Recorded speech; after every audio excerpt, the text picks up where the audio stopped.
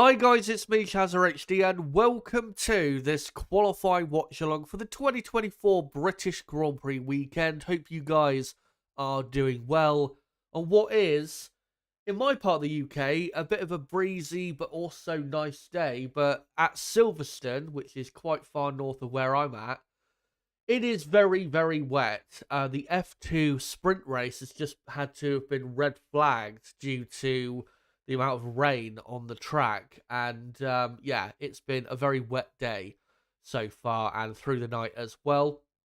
So we are going to get a very interesting and I think very exciting day at the track where we're probably going to be starting qualifying in the wet.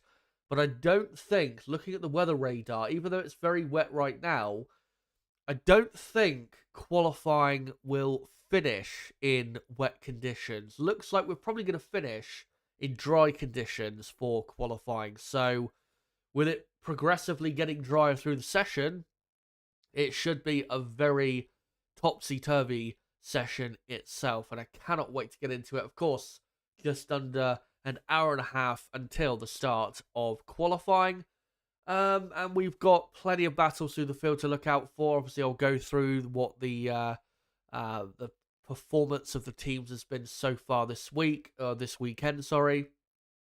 But obviously, the main battle we're looking out for is Red Bull versus McLaren, and most importantly, Max Verstappen versus Lando Norris. That is the main battle we're looking out for, and hopefully we get a proper fight between those two, who have been two of the clearly best drivers in the world in the last few Grand Prix.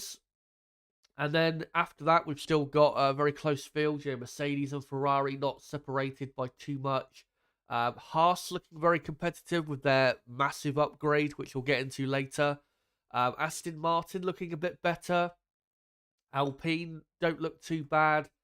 So yeah, we've got a very the field is shaping up nicely, I would say, for not just this qualifying session, but for the weekend in general. But as usual, in this qualifying watch along, what we're going to do first is look at what happened yesterday in the dry, look at the performance of the team so far, get into the sector time data just to see where certain teams are so quick.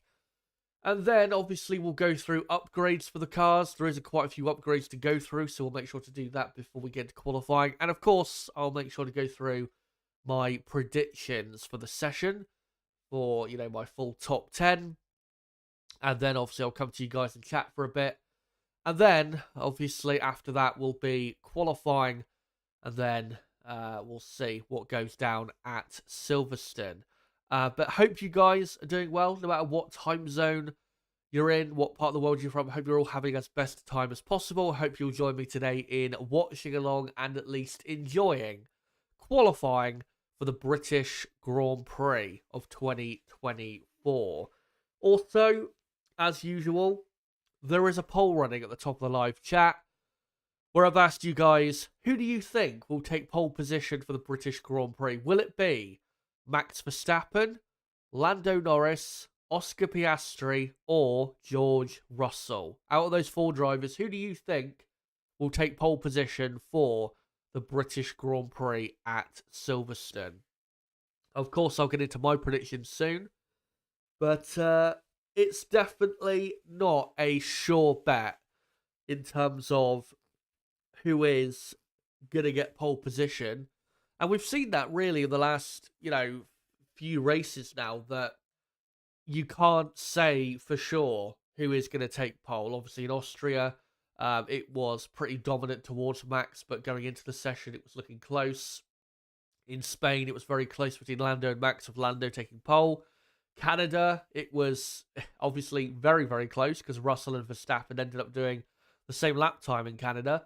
Monaco, it was close. Imola, it was very close. So let's hope that F1 keeps up in that vein of form when it comes to, competitive qualifying sessions. But before we go any further, let me quickly just update you guys on the weather situation. at Silverstone, because of course that is very important. And as usual, the weather at Silverstone absolutely dire, even though it is the early part of July. But with the F2 sprint race, they are no longer under red flag conditions, but they are still in the pit lane, and they're going to get going again probably in about 5 minutes' time for their sprint race. So conditions at Silverstone are improving, but they are still not great at all. But looking at the weather radar, at the minute in the Silverstone area, there is a lot of rain. But if you fast forward onto about 4 p.m. local time, which is when qualifying will finish, there is pretty much no rain in the area. And that massive band of rain has moved by 4 p.m.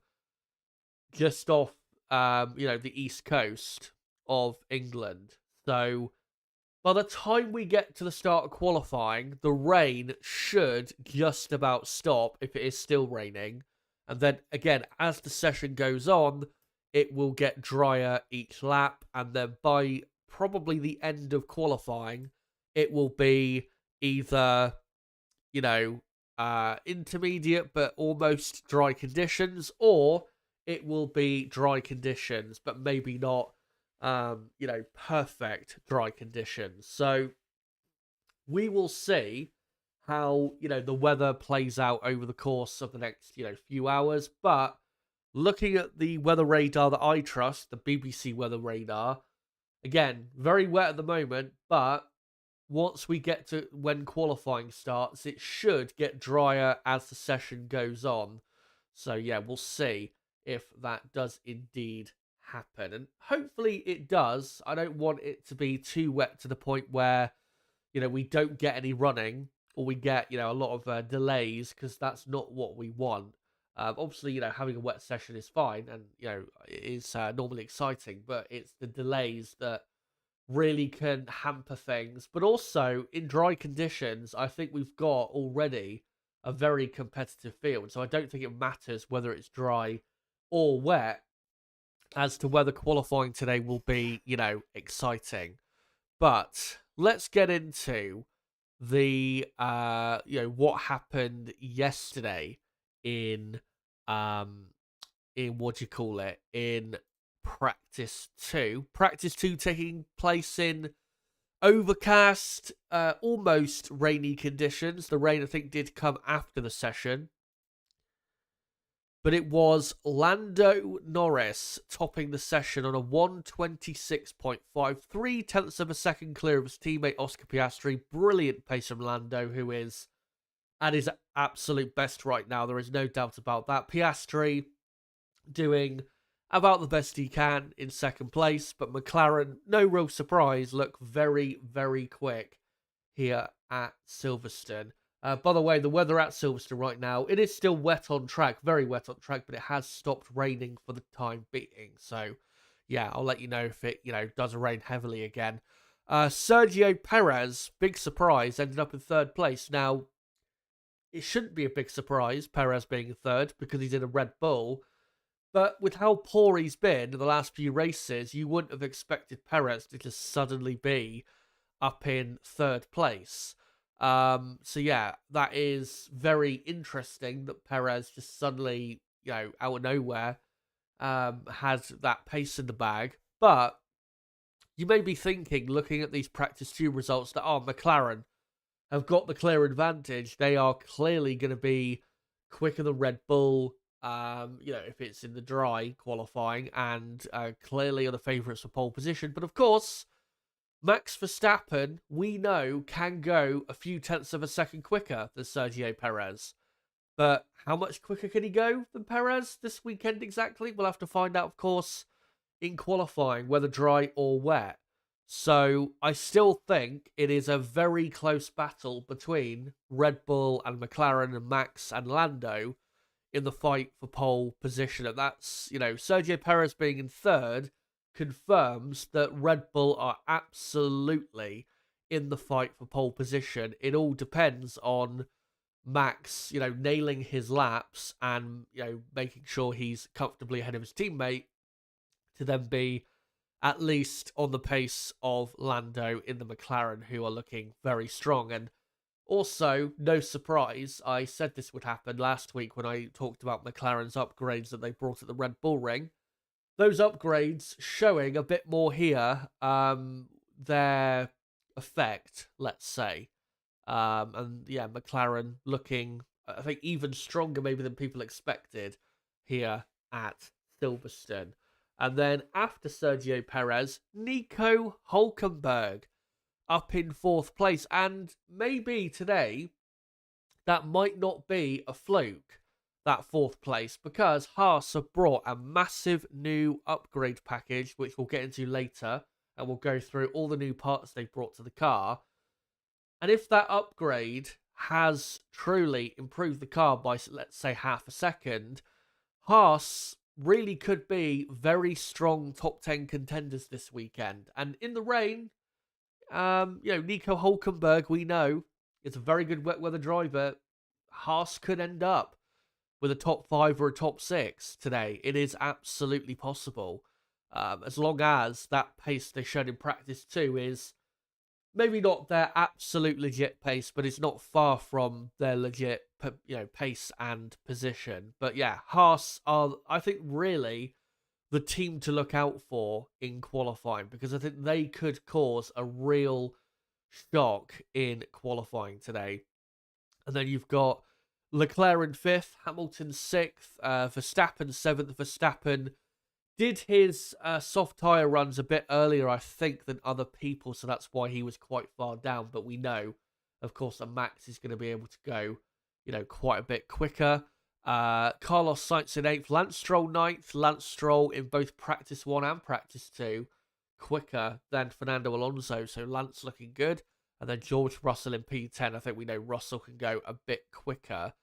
But yeah, Ferrari not competitive, which is not a surprise. We knew that was going to happen. Ferrari, by the way, have removed the upgrades that they fitted to the car at Imola. Those upgrades are now no longer on the car, or at least on one of the cars, from what I saw from practice 3. So we'll see if they decide to do that with both cars. But yeah, it looks like Ferrari are going in a different direction, which is good to see, because those upgrades at Imola clearly have not improved the car, because they are going backwards. Mercedes also not looking that great, but I think Mercedes do have, in the dry, a bit more pace to show than what they showed yesterday. And I'll get into why in a moment when we go through the sector time data. But also good to see that Aston Martin are a bit stronger here at Silverstone than what we've seen in the last couple of races, which is a bit of a surprise, because I didn't think they'd be any stronger here than they were a week ago at the Red Bull Ring. So, yeah, good to see nonetheless from them. And then, yeah, Fernando Alonso in P11, Valtteri Bottas in 12th, Sauber quite competitive in the dry, and in the wet, you'd probably think that they'd be decent as well. Alex Albon 13th, way off the type of pace we saw from Williams this time last year at the same Grand Prix. And then Gasly 14th, Ocon 15th. Pierre Gasly, by the way, has a 50, yes, 50 place grid penalty for this weekend's British Grand Prix for taking on a completely new power unit. So Pierre Gasly is not a factor when it comes to today. For Alpine, it's all about Esteban Ocon, who has decent pace. I mean, you can see there in practice 2, he was only, 0.011 of a second behind Pierre Gasly. So, yeah, Ocon, I think, can do a decent job today. And that Alpine car, I think, does maybe have a bit more pace in it for qualifying. And I think they will be praying definitely for rain, which I think will suit them more than the dry conditions. And then you've got Yuki Tsunoda in 16th, Logan Sargent 17th, Zhou Guanyu 18th, Daniel Ricciardo 19th, Kevin Magnussen in 20th. Kevin Magnussen, I'm not quite sure why he was so far back. I don't think he did a soft tyre run. And Racing Bulls, very disappointing, 16th and 19th. And as we'll look at the sector time data in a moment, they're not really quick in any part of the track. So it's not a case of, well, if they just improve in this part of the lap, they'll be fine. they don't look really competitive in any part of the lap, which is a real shame, but also needs to be ringing some alarm bells at the Racing Bulls team. By the way, thank you to Count Blah in the chat, who has donated $5, who says, I'll be listening at work when quali starts, but I'm here with you like the good old days. Cheers, mate, for that. Good to see you all, by the way. Hope you're all doing well.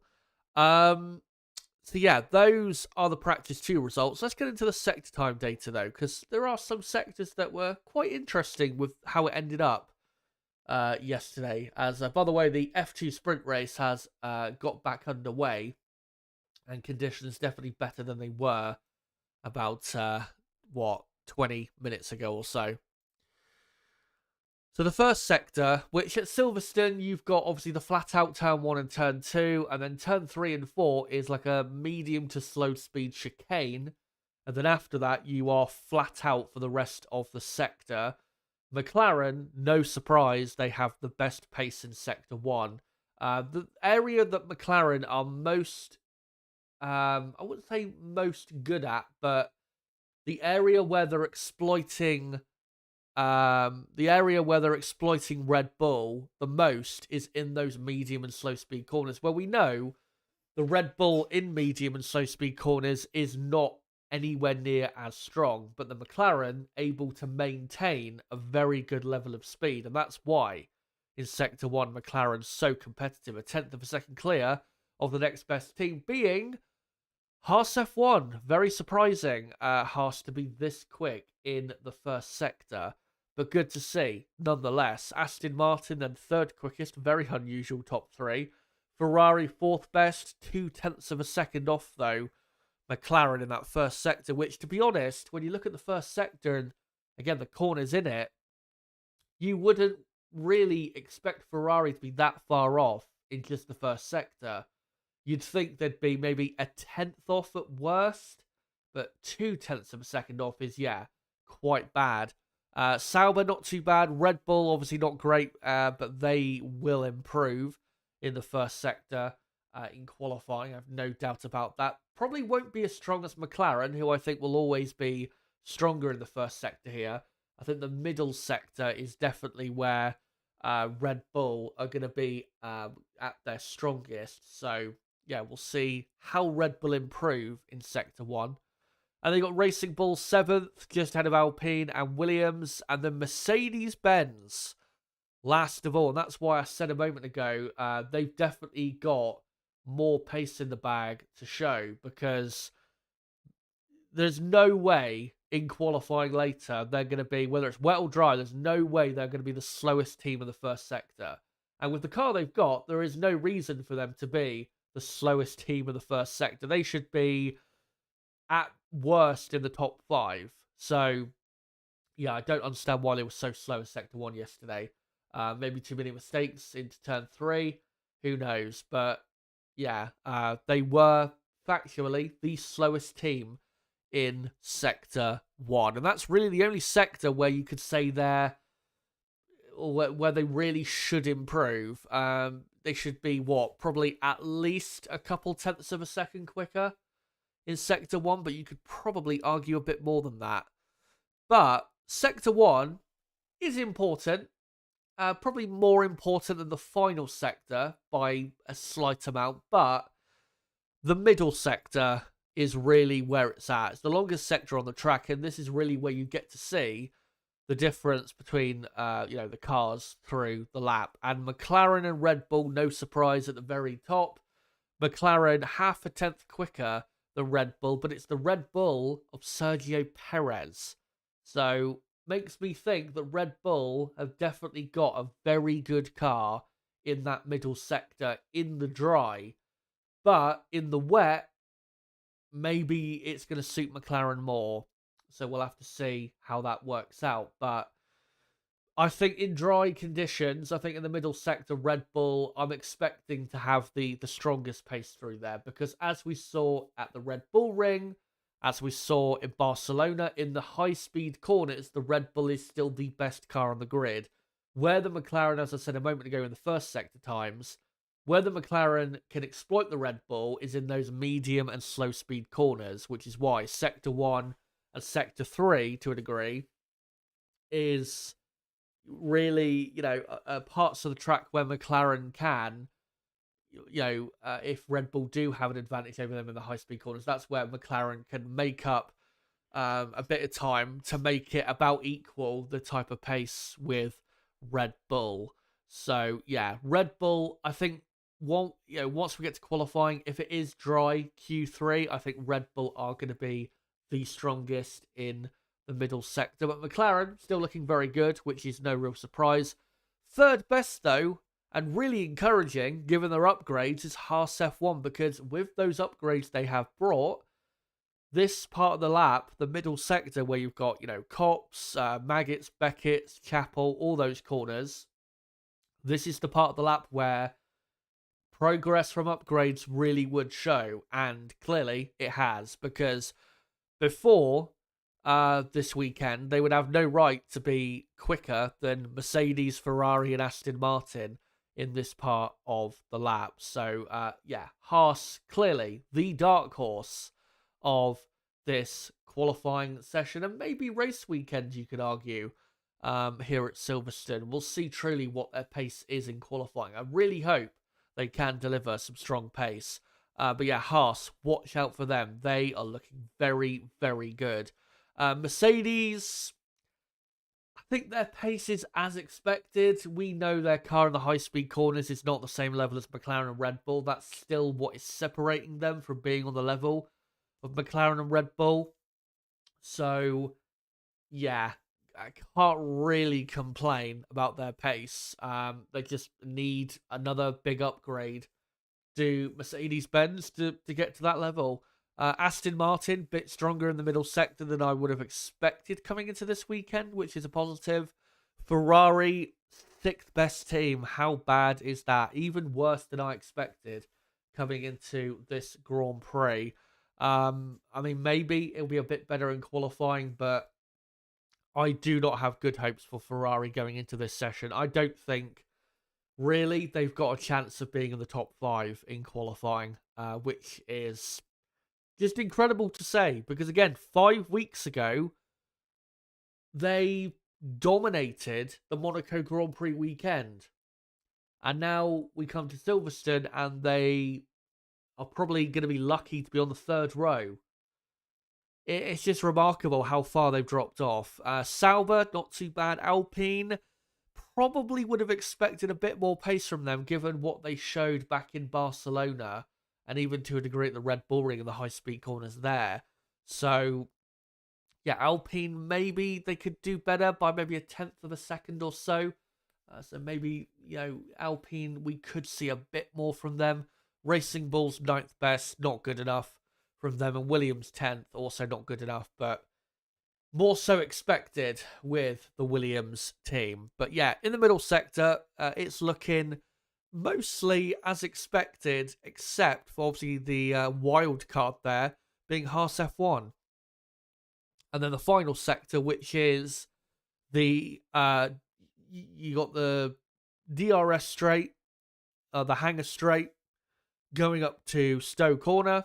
Stowe Corner, even in the wet, is a medium speed corner.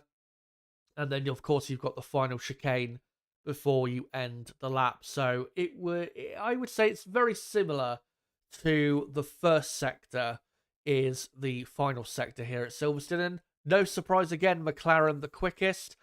Ferrari a lot more competitive in the final sector, which is good to see. Mercedes good as well. Red Bull not too bad considering they do tend to sandbag a bit on a Friday. And then Aston Martin, okay, I would say their final sector pace. Bit of a drop off for Haas, which you may say is a bit disappointing, but it's still pretty good. And then just behind is Sauber, still looking good. Alpine in 8th, and then Williams in 9th, and Racing Bulls in 10th. Again, I don't understand why they're so slow in this part of the track. That car, fundamentally, it's a good car. But since those upgrades that they tried to put on in Barcelona, they've just gone backwards. They just haven't quite got it right with the development of that car. And I think even admitted that those developments were a bit rushed, which is probably why they've ended up in the position that they are in currently. But let's hope that doesn't last too long. But if we go back to the results of practice 2, in the dry, what would I say is the pecking order going into qualifying? In terms of at the top, it's too close to call between Red Bull and McLaren. I think they're definitely the top 2 teams, but again, who is the quickest out of those 2? I don't know for sure. I really don't know. We'll have to find out in qualifying, and that's how we want it, isn't it? Third best, though, I think will be Mercedes. I think they have, as I said, I think they've got a bit more to show in qualifying than what they showed in Friday practice. Fourth best team, again, hard to say. Ferrari and Haas, I think, will be pretty close on pace. So, yeah, fourth and fifth best team, I think, is Ferrari and Haas. But as to who is quicker out of those 2, I'm not exactly sure. I mean, you would have to favour Ferrari because it's Ferrari, but Haas are looking very, very good here, and you can't count them out. So, yeah, we'll see what happens in that little battle. But fourth and fifth is, yeah, Ferrari and Haas. Sixth best, I would say Aston Martin. And then after that, I'd probably go, Sauber in 7th, Alpine 8th, Racing Bulls 9th, Williams in 10th. But again, Alpine, I do feel as though they've got a bit more in that car than what they've shown so far. So watch out for Alpine also. And if it is wet in qualifying, then I think there's definitely a good chance they can have a much better session than what they had yesterday. By the way, at Silverstone, it's currently a safety car in the F2 sprint race. It has stopped raining and is nearly gone sunny at the track. So the worst of the rain, I think, for the day has gone. But whether it has fully stopped raining for the entire day, I'm not sure yet. But yeah, we'll see what happens on that front. But that is the data from yesterday. Let's get into, though, my predictions for qualifying based on this data. Now, my predictions for qualifying were done based on if it is a dry session. Remember that. Based on a dry session. I didn't think it was going to be wet. I looked at the weather radar last night and I thought, yeah, practice 3 will probably be wet, but qualifying I thought would probably be dry. At the moment, maybe not quite looking like that. Maybe a wet start to qualifying with a dry finish to qualifying. But yeah, let me get into my qualifying prediction. Of course, make sure to let me know your qualifying predictions in the live chat. And make sure to vote in that poll as well, running at the top of the chat. But here is my top 10. I think Max Verstappen by about half a tenth, and half a tenth at most, will take pole position at Silverstone, with Lando Norris just about in second. Oscar Piastri, I'm going in third, with George Russell just ahead of Sergio Perez in fourth. And then, yeah, Perez fifth, Hamilton in sixth. And then I'm going Leclerc seventh, Hulkenberg eighth, Carlos Sainz in ninth, and Lance Stroll, I think, will round out the top 10 for Aston Martin, especially if it is wet. Lance Stroll should be pretty competitive here this weekend. He's had a very good weekend so far, has Stroll, compared to his teammate. But yeah, that's my top 10. Ultimately, I think Verstappen will produce the goods in qualifying like he normally does, and I think he more so does that in, say, a better way than Lando does Max. So I think Max will take pole position, but that in no way means that Max is going to then, waltz off and win the Grand Prix at a canter, because as we saw in Austria, it will be a very close race tomorrow. But yeah, those are my predictions for qualifying. Before, though, we go back to the main page and I come to you guys in the chat to see what you guys are having to say. Make sure to get your comments in the chat, by the way. Let me know what you think is going to happen in qualifying coming up in just under 1 hour's time. Of course, I'll make sure to get the countdown back on screen as soon as possible. Let's just go through the upgrades that have been brought this weekend, because again, that is very important. So Red Bull do have some new upgrades, a new floor body and floor edge, and looking at it, it is just a revision, really, of that area of the car. So it's not a massive upgrade. It's probably worth, at most, 0.2 of a second, but even that is being generous to Red Bull. So maybe it will make the difference. Maybe Red Bull will be even stronger in qualifying compared to what we've seen before this weekend because of this upgrade. We'll have to see. But, yeah, not a massive upgrade for Red Bull. But, as I said, it could still prove crucial in the fight for pole position and just the battle in general between Red Bull and McLaren right now. Mercedes, new rear corner, small upgrade for them. They're just waiting really for that next big upgrade to, again, move them a bit closer to McLaren and Red Bull. For Aston Martin, new rear corner and new front wing. Maybe that's why you could say they're a bit quicker this weekend, but I would like to see after this weekend whether they keep up this, say, bit of a better performance than we've seen here at Silverstone. So, yeah, we'll see if that does continue at the next Grand Prix in Hungary, which, of course, is a great place to see if upgrades are truly working out. But good to see they're still bringing upgrades and still trying. Racing Bulls, new halo for them, which is a very small upgrade. New floor fences for Sauber, small upgrade. And then for Haas, basically a new car. New floor fences, new floor body, new floor edge, new side pod inlet, new engine cover, new mirror stay, and new rear corner. So, yeah, the first major upgrade for Haas in 2024. And so far, looks as though it really has worked, or is working so far.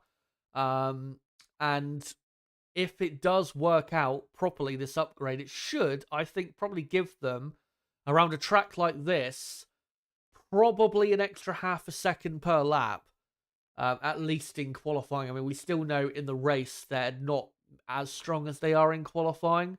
So, yeah, I think in qualifying conditions, in the dry, this should give them a lot more lap time than what we've seen before. And to be fair, before this weekend, they were pretty quick in qualifying anyway, were Haas, as we saw in Austria with Hülkenberg, I think 9th on the grid at the Red Bull Ring. So, looking good for Haas. And if this upgrade really does give them, an extra half a second, that really could put them in the fight with Racing Bulls for 6th in the championship. And if they can start regularly scoring points, and maybe some decent amount of points per race, then Aston Martin in 5th place might not be out of reach for them, because Aston Martin are, 39 points ahead of them, which is not a massive gap, considering we've still got half a season to go. Another, 12 races. So, if this does work for them, like I said, they could really turn 2024 into a very successful season for them. And I do hope it works for them, because it would be nice to see Haas back as a regular point scoring team that they haven't really been for a few years. But those are the key upgrades for this weekend. And let me just come back to this screen, as we have got 55 minutes to go until qualifying starts at Silverstone. Again, let me know in the live chat, who do you think will take pole position? How do you think qualifying will play out? Let me know in the chat. And over the course of the next half an hour, half hour to 45 minutes or so, we'll go through your comments and, go through your thoughts in general, as still the F2 sprint race goes on, as still hasn't rained again, but may be another shower yet at the track. But also, if you are new to the channel, don't forget to subscribe for more content like this, and make sure to smash the like button if you haven't already. Does help the channel grow, does also help me know that you guys enjoy the content. And we are currently on 19 likes. Let's try and get up to 30 plus likes if we can in the next, say, half an hour. That'd be great if we could do that. But yeah, I'll just scroll up in the chat and I'll get to reading your comments in a moment. Just want to have a quick drink though of water because my throat is a bit sore. So let me just do that quickly. As the leader, by the way, of the F2 sprint race is Kimi Antonelli.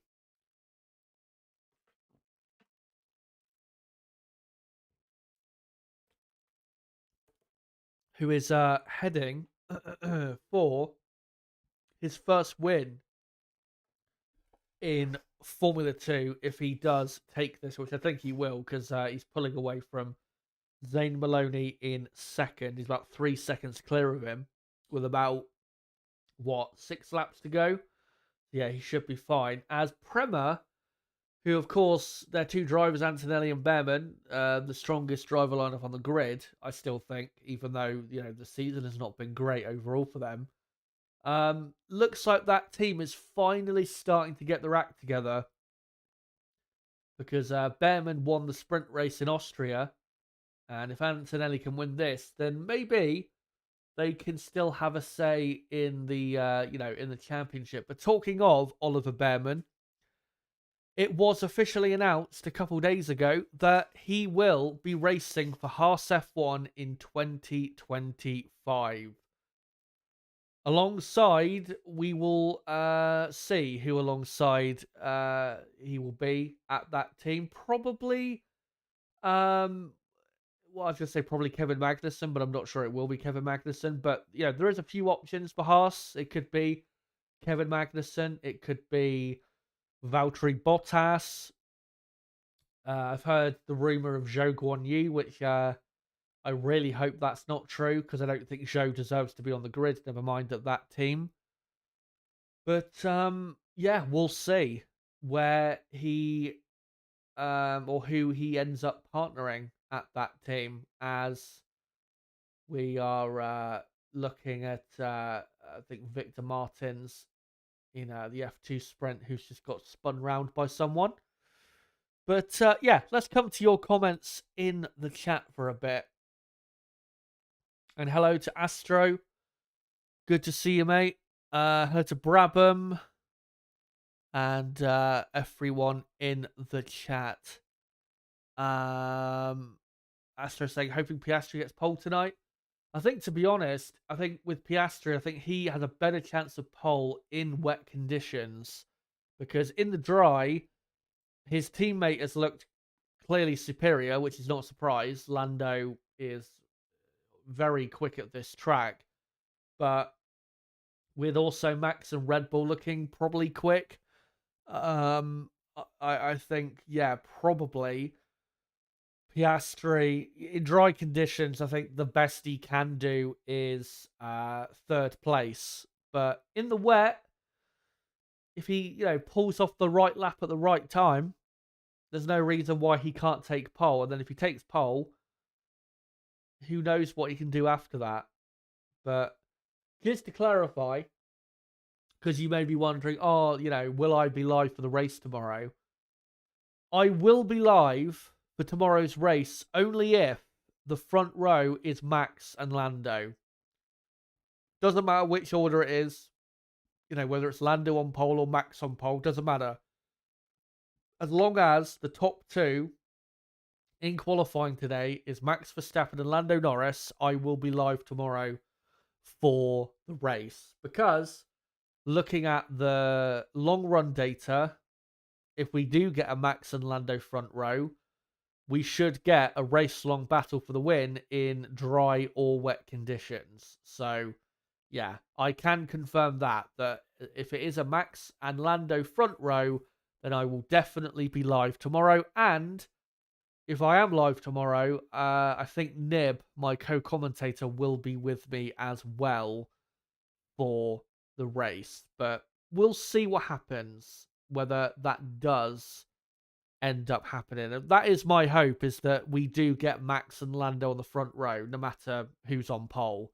Because looking at the pace between the two in the dry, in with heavy fuel, it looks like we've got a race on our hands.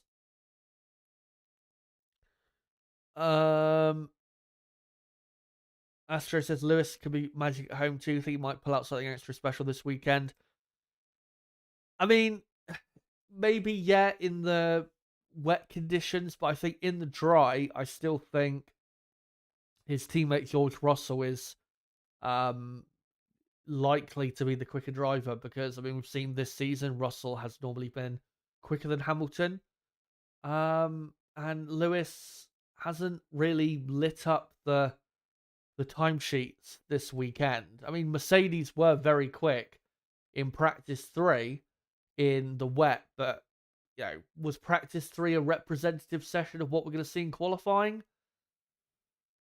Maybe not entirely. So, yeah. I mean, Hamilton, he'll be in the mix, but I don't think he'll be, top 3 on the grid.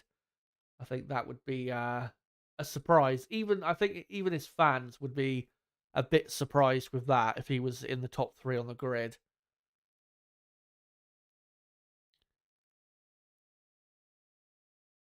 Why is Ricciardo so far back, please? Because Racing Bulls are shit. That's the simple answer. Josiah says, I reckon pole for Lewis. I mean, if he gets pole, that would be an incredible session, really, for that to happen. Stingray Plays, who has been, I think, a long time member of the Discord server and maybe a long time subscriber as well. I haven't seen you in quite a while. Good to see you, mate. Let me just update this picture on the screen. A minute. Says it's either Max or Norris, most likely for pole, but dumber stuff has happened in F1. Exactly. I mean, what was it? A couple years ago, in wet conditions, we saw Carlos Sainz get pole, which nobody expected. And then, of course, Carlos ended up winning the race, which was even less expected in the dry. Astro saying Behrman's signing is no surprise. Yeah, exactly. We knew that a few weeks ago. Stingray also saying Perez before Hamilton is an interesting take. I think Hamilton pips Russell because of Silverstone energy with him. I mean, if Hamilton gets ahead of Russell because of that, it certainly wouldn't be a surprise. But of course, it is Russell's home race as well. And we have to remember last year, George Russell did out-qualify Lewis Hamilton here and was clearly the better driver until the safety car came out midway through the race that screwed Russell over. And Lewis Hamilton, I have to say, got quite lucky with that safety car. Astro says, I reckon hope for pole for Aussie Oscar, second Lando Norris for all McLaren front row, and then K-Mag third, Hulk fourth, Lewis fifth, Russell sixth, Leclerc seventh, Ricciardo eighth, Alonso ninth, Sainz 10th, Stroll 11th. I'm not sure. I think you might have put the wrong positions there for some drives. I'm not quite sure, but that would be a wild top 10 or top 11 that you've gone for there. No doubt about it. As the F2 race is in its final couple laps, and Antonelli is going to win. He is about 5.5 seconds clear of Maloney. And this is a This is a great opportunity that he's taken, pretty much, Antonelli, to showcase how good of a driver he is, because there has been a lot of people saying, oh, he's not been that good in F2, forgetting that the car and the team he's been racing for have really messed things up this year, which I think is a lot of the reason why Antonelli has not been, winning races all the time. But I think this sprint race shows that Antonelli, he is a special driver. And if Oliver Behrman, according to people, is clearly good enough to be in Formula One, then so is Antonelli, because Antonelli is clearly ahead of Behrman in the championship whilst in the same car. So Kimi Antonelli will be in Formula One next year. There is no doubt about that.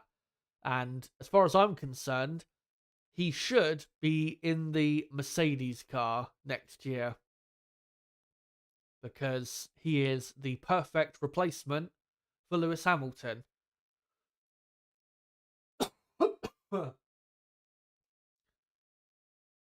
As they continue racing for these final couple laps. But yeah, keep getting your comments in the chat, and I'll get to some more comments before we get to the latter part of the build-up here. Will Up on Gaming says, not a chance the washed up has been. Hamilton wins. Not quite sure I'd say washed up quite yet with Hamilton, but I did say, I don't know who asked the question, but somebody in the chat asked, I don't know if it was last week or the week before, because I've been live obviously for the last 2 Saturdays, or 3 Saturdays now, but either last Saturday or the Saturday before, someone asked, do I think Lewis Hamilton will win a race again? And I said no, which I think is maybe people would think it's very controversial, but I just don't see it happening again, because of, one, the competition in Formula One is so strong right now, but also if you look at obviously his career move to Ferrari at the minute, that career move is not looking great, because Ferrari at the moment are not exactly in a good position, and there's no guarantee that next season they're going to suddenly be, fighting at the front or anything like that. And then obviously he needs to end up being better than Leclerc, which there's no guarantee that he will be better than Leclerc. And then when 2026 comes, who knows if Ferrari will even be good enough to win a race. So, yeah, I'm going to stick with that prediction. I don't think Lewis Hamilton will win another Grand Prix.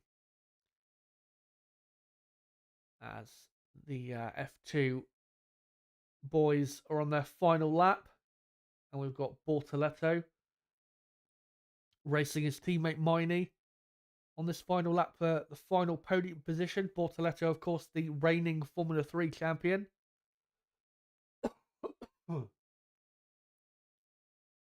And yeah, the track looks in a lot better condition.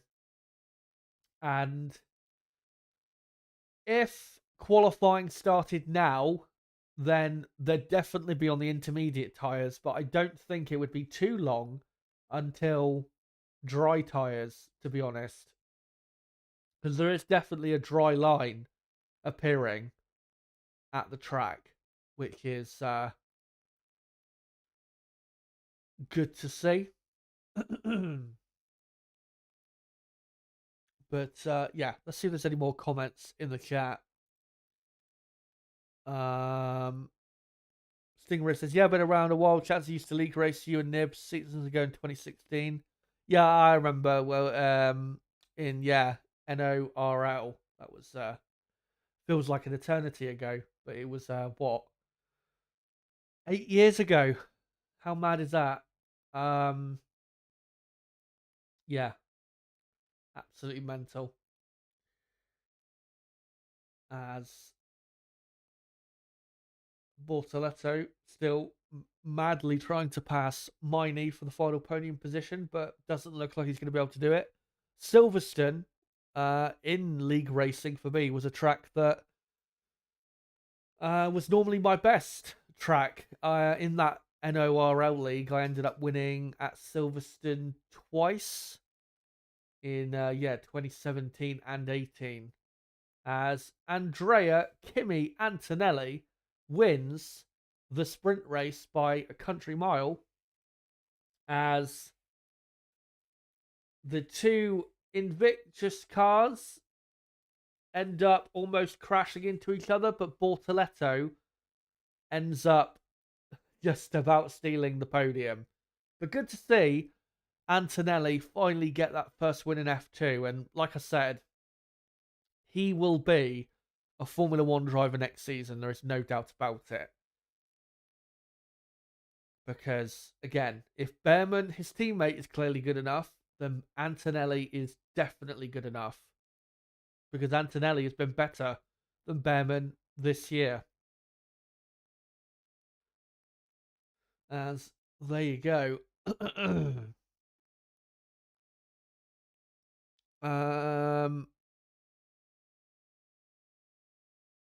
Yanni saying Hamilton could have won the last race if he had put himself in Russell's position, but he couldn't. If, buts, and maybes, innit? If. I mean, Lando Norris has had a lot of criticism on social media for that, saying if a lot. And we can, we can sit here until we're blue in the face and say if. But at the end of the day, with Lewis Hamilton, back in Austria, he wasn't in Russell's position. And the reason he wasn't was because he was slower. So yeah, that's it at the end of the day. Lewis Hamilton, it's not like this season you can say it's been entirely down to the car as to why Lewis Hamilton has been so poor, and as to why Lewis Hamilton is, 8th in the championship. I mean, yeah, the car was poor in the first, 6, 7 races of the season.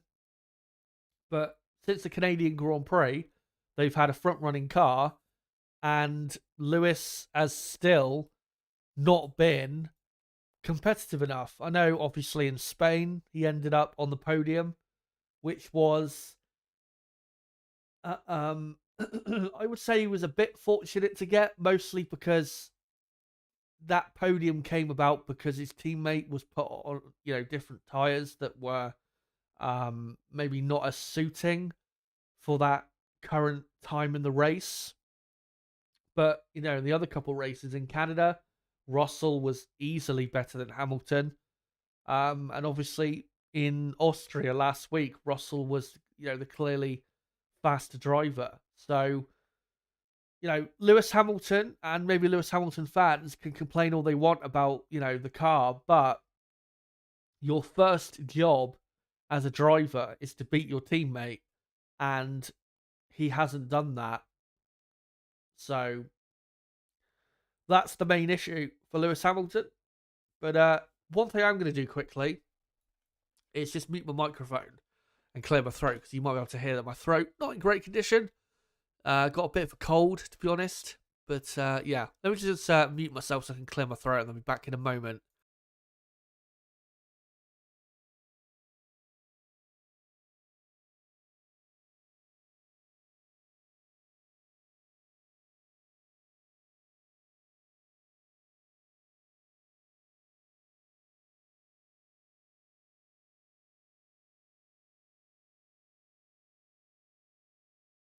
There you go. Hopefully should be a bit better for the next few minutes. Astro says, how many times has Lewis won the British Grand Prix? 1, 2, 3, 4, 5, 6, 7, 8 times.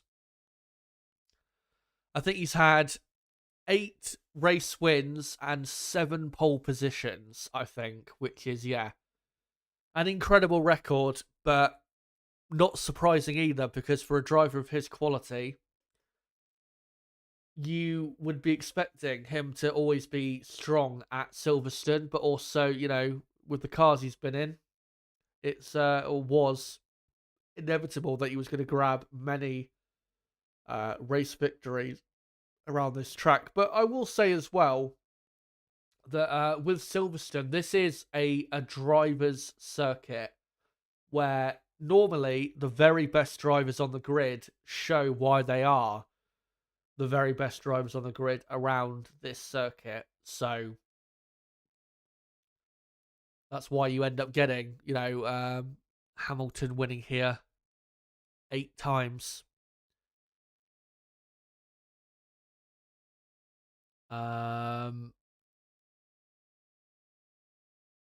Rook says damp track, but no more rain will make the track evolution very high and track position very important. You agree, Chaz? Yeah, absolutely. You have to remember as well, even if it is dry at the start of Q1, which is in 34 minutes time, which I don't think it will be dry, but even if it is, because the rubber from yesterday is all washed away, it's now a green track. So yeah, the track evolution will be high. So it will be very important. I think we saw it, didn't we, last year with Sergio Perez in Q1, that he went out for his final run too early. I think the first driver he was to do his final run in Q1, I think ended up going like first or second quickest, but ended up then eliminated in Q1 because everyone behind him on a much better track went quicker. So, yeah, it is very important. Very, very important. The Woden says Ricciardo is one of the worst drivers in F1. No. If you're looking for one of the worst drivers, you need to be looking at Zhou or Sargent, not Ricciardo.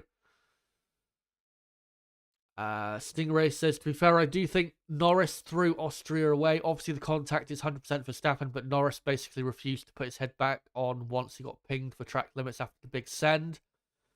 Yeah, I mean, I said it in my podcast episode that I did. And by the way, if you guys didn't check out my podcast, that new podcast that I'm doing, that I uploaded on, I think, early on Monday morning, I did a review of the Austrian Grand Prix because, of course, I wasn't live for the I wasn't live for the race itself. Yeah, I said it in my review on the podcast that even though Max was at fault for the contact that resulted in the punctures, let's not pretend like Lando did not have, enough opportunities to win that race. You had obviously the moment where he went up the inside and went off the track. At the end of the day, even though Max did move under braking slightly, Lando had a great opportunity there to take the lead, didn't take it. Then he had another opportunity, I think a lap before the contact, where he went up the inside and Max ended up going off the track. So we can't sit here and say that Lando, he didn't have enough opportunities because Max was blocking him too much. That is not true. And that is one thing Lando, if he's going to beat Verstappen on a regular basis, that's one thing he needs to improve on, is his wheel-to-wheel combat, which I have to be honest with Lando. He wheel-to-wheel, he is a good driver, but I'm not sure he is elite wheel-to-wheel, like, say, Verstappen, Hamilton, Leclerc are. So that is one area Norris has to improve on. Let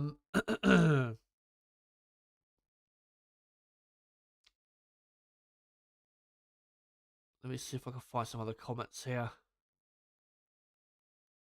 Astro says,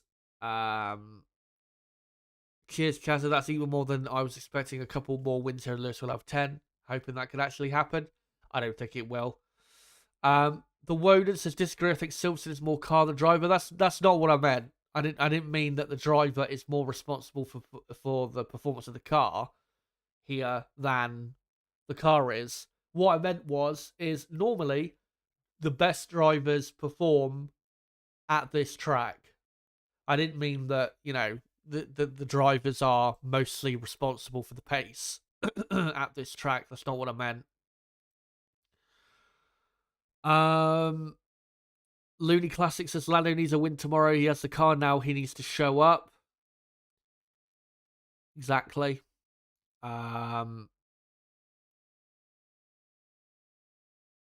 Looney Classic says Danny Rick needs to go home now. He's no longer the guy, and Paris needs to go too.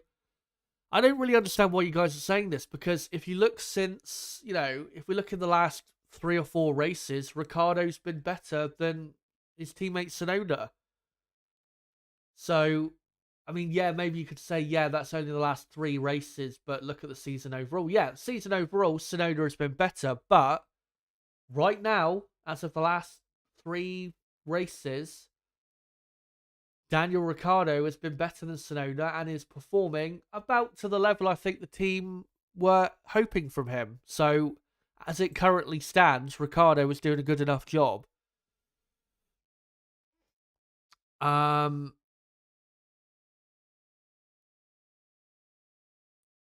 Looney Classic says too many back markers in Austria distracted Lando. Even if it did, you can't allow that to happen. The Woden says Lando could have used the curve to his left and chose not to.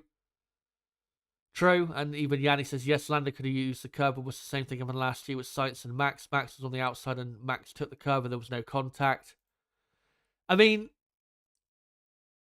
at the end of the day, I mean, Lando, yeah, he could have gone onto the curve. He decided not to. I mean, he didn't have to.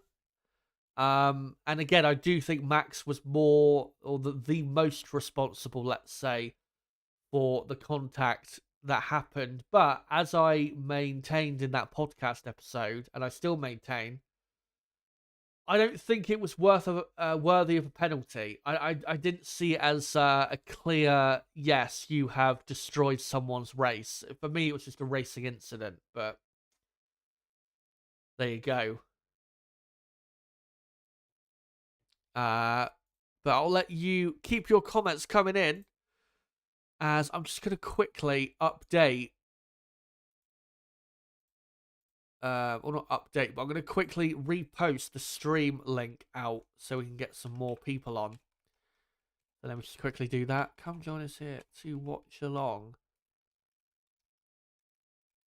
a wet/dry qualifying at Silverstone.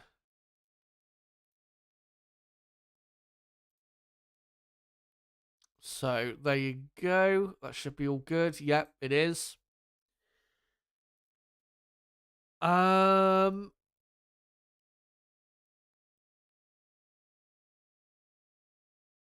Stingray says it's not a racing incident. Max was playing with Norris because of his black and white flags for track limits. Expected him to yield or run off track so he could use as much of the track as possible. I don't believe. I don't agree with that. I think what Max was doing with his car on that lap, I think was it lap 64 or 65, whatever it was, when they made contact. I don't think Max positioned his car there deliberately to, run Norris off the track or crash into him. What he was doing was he was trying to make sure that Lando did not get as good of an exit from turn 3 as he was going to get if Max stayed, further over to the right, which would be obviously the inside of the corner. What Max was trying to do was be a bit too greedy and stay a bit too far over to maybe the middle or the left to make sure that the better exit Lando got was not as good as it would have been if Max was, far to the inside. So, and then, because Lando did not put his car on the curb and as far over to the left as he could, contact was made. Again, Max was, the most responsible for the contact, but I don't think it was, penalty worthy. It was just it was almost a miscommunication, if you will, between the two drivers, where Lando, I don't think expected Max to put his car where he did, and I think Max probably expected Lando to probably move his car over to the curb, and they ended up meeting in the middle. I think that is, what happened at the end of the day. But yeah, Max ended up getting a penalty, but yeah. Will F1 says Lando was stupid doing all those dive bombs and his moaning on the team radio is annoying. He's only a one-time race winner. I mean, drivers are gonna moan a lot on the radio if they're not able to not able to get past the driver for whatever reason. So, that's to be expected at the end of the day. Stingray says using the curbing gets him close to track limits, which is exactly what Verstappen wanted. I don't think that's what Verstappen was doing. I don't think Max was moving across so that Lando would go off the track. I don't think that's what he was doing.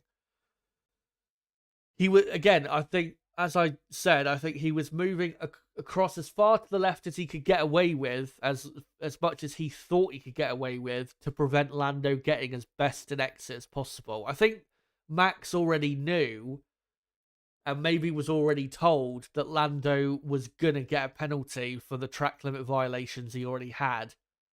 I don't think Max was trying to force Lando going off again. Astro says, thoughts on how Danny Rick might go at Haas alongside Brown if that happens? Well, if he performs as he is at the minute, then yeah, it'd be a decent lineup for them. But I don't think Ricciardo is gonna go to Haas F1. I think Ricciardo will either stay where he is or he'll go to Red Bull if Sergio Perez continues to perform poorly.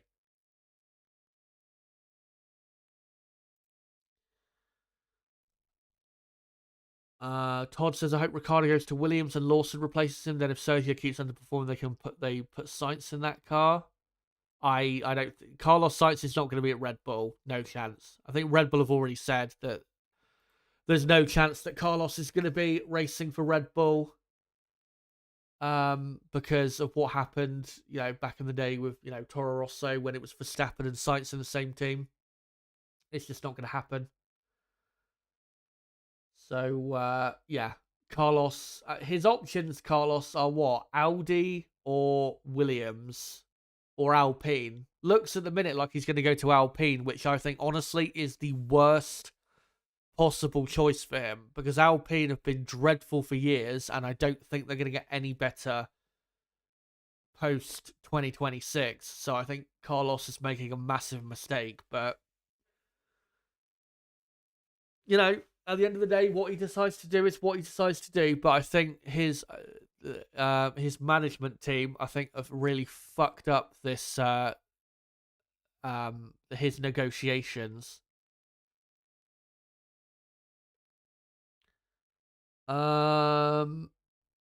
Yanni says, when Lando made Max leave the track and then told him that he left enough room, both Max and Lewis laughed. Lewis was thinking, no, you didn't. You're going to get it now. Lol. Looney Classics says, I believe if Max goes to Merc, Russell will beat him. I think once Russell polishes his racecraft a little more, he will be the guy. I don't see that. I don't think Russell is on Max's level. But saying that, I don't think Max is going to be racing for Mercedes. I don't see it. I think Max is going to stay at Red Bull until the end of his contract. I know there's been plenty of rumors of, Mercedes are seriously courting him, and that, the Verstappen entourage, which is, his dad and friends and people like that, are very keen on maybe leaving for Mercedes, but I don't actually think Max wants to go. I think Max is going to stay. And the main reason I say that is because at Red Bull, Max has the perfect situation. He still has a very competitive car. He's still racing for the best team in Formula One. And he doesn't have to contend with a driver on a similar driver status, because his current teammate, Sergio Perez, is the clear number 2 driver. When, if he goes to Mercedes, he'll have to compete with Russell or Antonelli or whoever. And I don't think Max wants that. I think he prefers what he has. And he has earned what he has. K. Peter says, wet dry race is the most entertaining. How about deliberately wetting the track with a sprinkler system during the race? No. Stop it. Let's not encourage any of those Bernie Ecclestone ideas. Which I think Bernie had back, about 15 years ago? The sprinkler. That would be, that would be the end of F1 if we had stupid shit like that. The Woden says, Audi always win it when they join a series. Why wouldn't Sainz want to join a proper works team? I don't know if Sainz is directing his team in this way, but it feels like they're wanting a short term, like what is good for the short term is what they're looking for. I think Carlos is it's almost as if Carlos is unwilling to be patient and to wait for Audi to get up to the level of winning championships or anything like that. I mean, Carlos Sainz is 29 years old. I don't understand why Carlos Sainz is being so impatient with who he decides to drive for, because he's got plenty of time left in his Formula One career. He's 29. I mean, if you look at Fernando Alonso, his great hero, Fernando still going, still performing at a great level, and Fernando's 42, 43. I mean, Lewis Hamilton is 39. So Carlos has still got probably 7 to 10 years left in Formula One. Why not take the risk of what do you call it? Of going to Audi and then, trying to help them develop into a race winning and championship winning machine. As you said, Audi win every series they join. Will that be the same in Formula One? We'll have to see. But if Carlos Sainz wants to win a world championship, the best chance he's going to have at that is with Audi, because Audi will have the most resources compared to the other teams that he's negotiating with, Alpine, Williams, teams like that. They'll have more resources, they'll have way more money,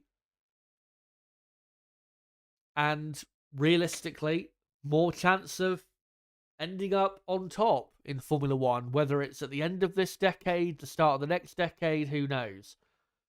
But he just needs to have some faith, does Carlos. I know, he's desperate not to drop down the grid too far, but he needs to accept that he is going to drop down the grid, whether he likes it or not. So, yeah.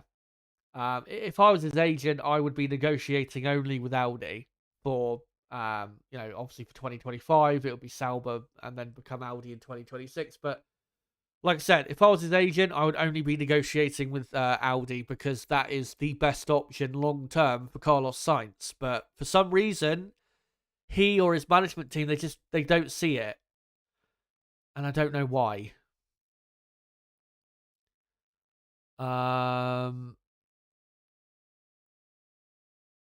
Anyway, I think before, and by the way, Stingray Ocon is confirmed not to be at Alpine next season. Ocon looks like, I think the rumours is that he's probably going to be going to Haas next year. So it might be Behrman and Ocon at Haas next year. But yeah, Alpine, I think it's going to be Gasly and Doohan by the looks of it. I think is the rumour at the moment. But yeah, keep your comments coming in the chat. I will come back to you guys in a moment. But I just want to quickly, as we've got 15 minutes to go before qualifying, I just want to quickly go through all the teams and just round up quickly my thoughts going into qualifying as to how I think they'll all get on. So Red Bull, even though they didn't really light up the timesheets in Friday practice or practice 3 in the wet, I still think they've got definitely a car for pole position. It's all about Max nailing his laps in qualifying. As long as he can nail his laps in qualifying, then that gives him a great chance of taking pole. If he doesn't end up on pole, it's probably going to be because Lando in the McLaren just does a better job. And if he does so, then fair enough. But as long as Max does what he can do and gets the best out of the car, then it should be enough for second place at minimum for Verstappen and maybe even pole position at Silverstone for the second year in a row.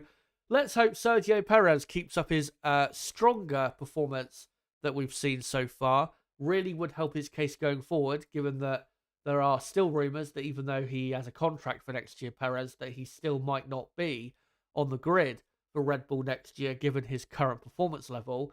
So let's hope Perez keeps up his performance level. Good to see him in the top 10 a bit more.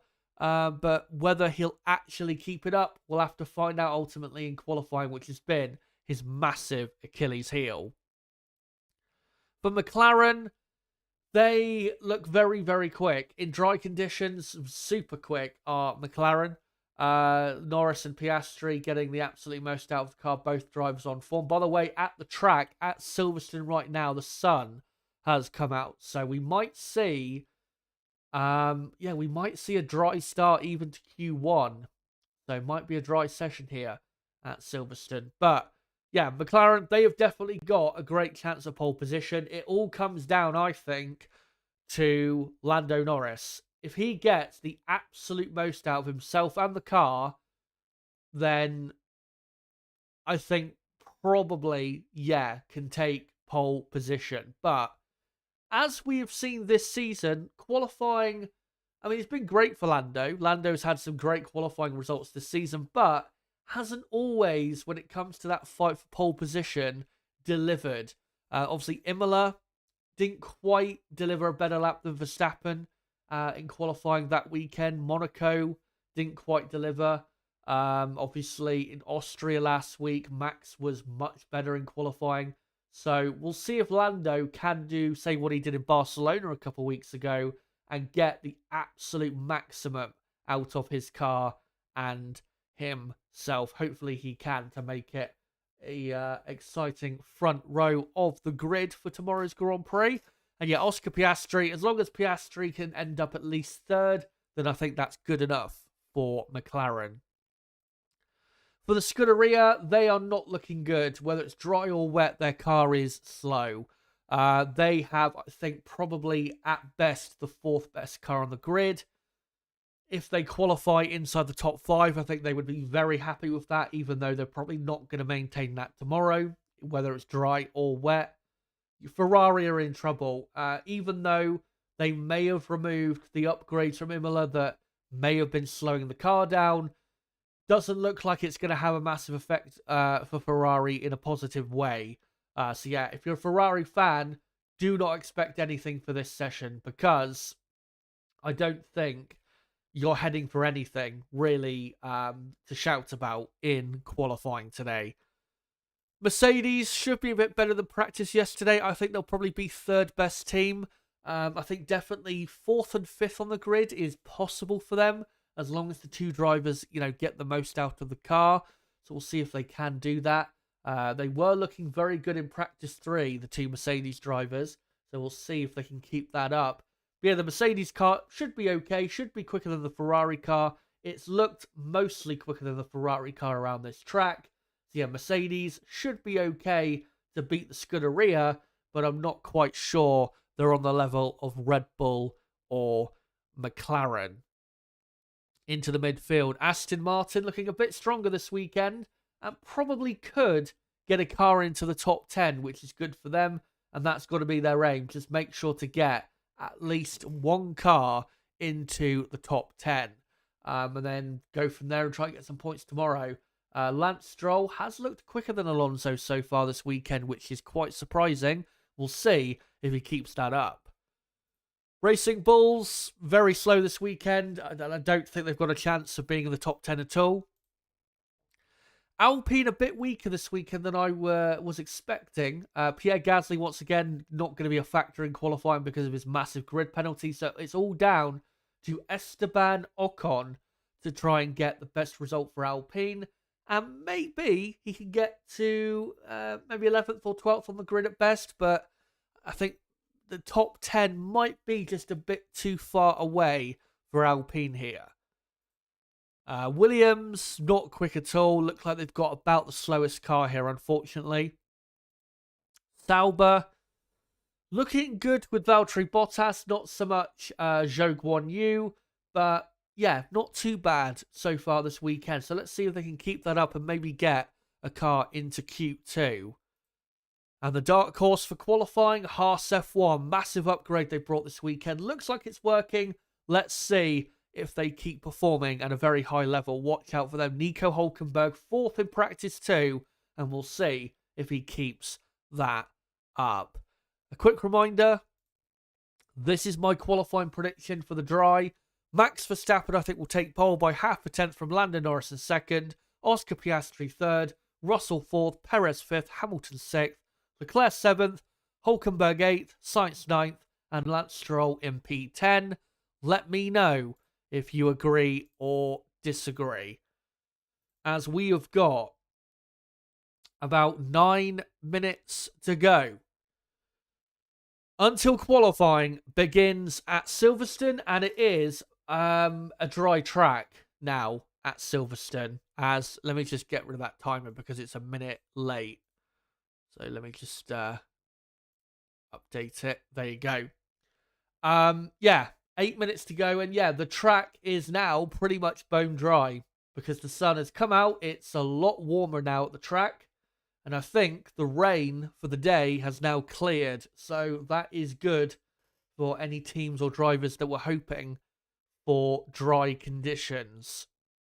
And I think certainly Red Bull will be happier that it's dry than McLaren will.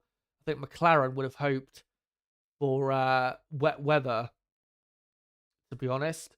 But as Lando Norris is just being interviewed by Natalie Pinkham on his way to the garage quickly, as we're about to get underway. But let me just go through a final couple comments before we get into this session.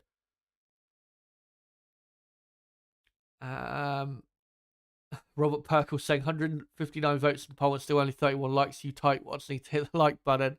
I wouldn't quite say that, but it would be great if you guys, if you haven't already, make sure to smash the like button. Obviously does help the channel in the algorithm. Todd says could be Oscars weekend. We'll see. And Astro says never count Lewis out at home.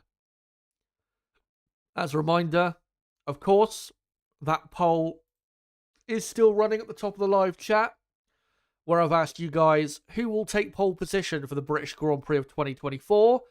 And that poll will keep running until the beginning of Q3. So you've still got another, 45 minutes at least, if you haven't made your mind up yet.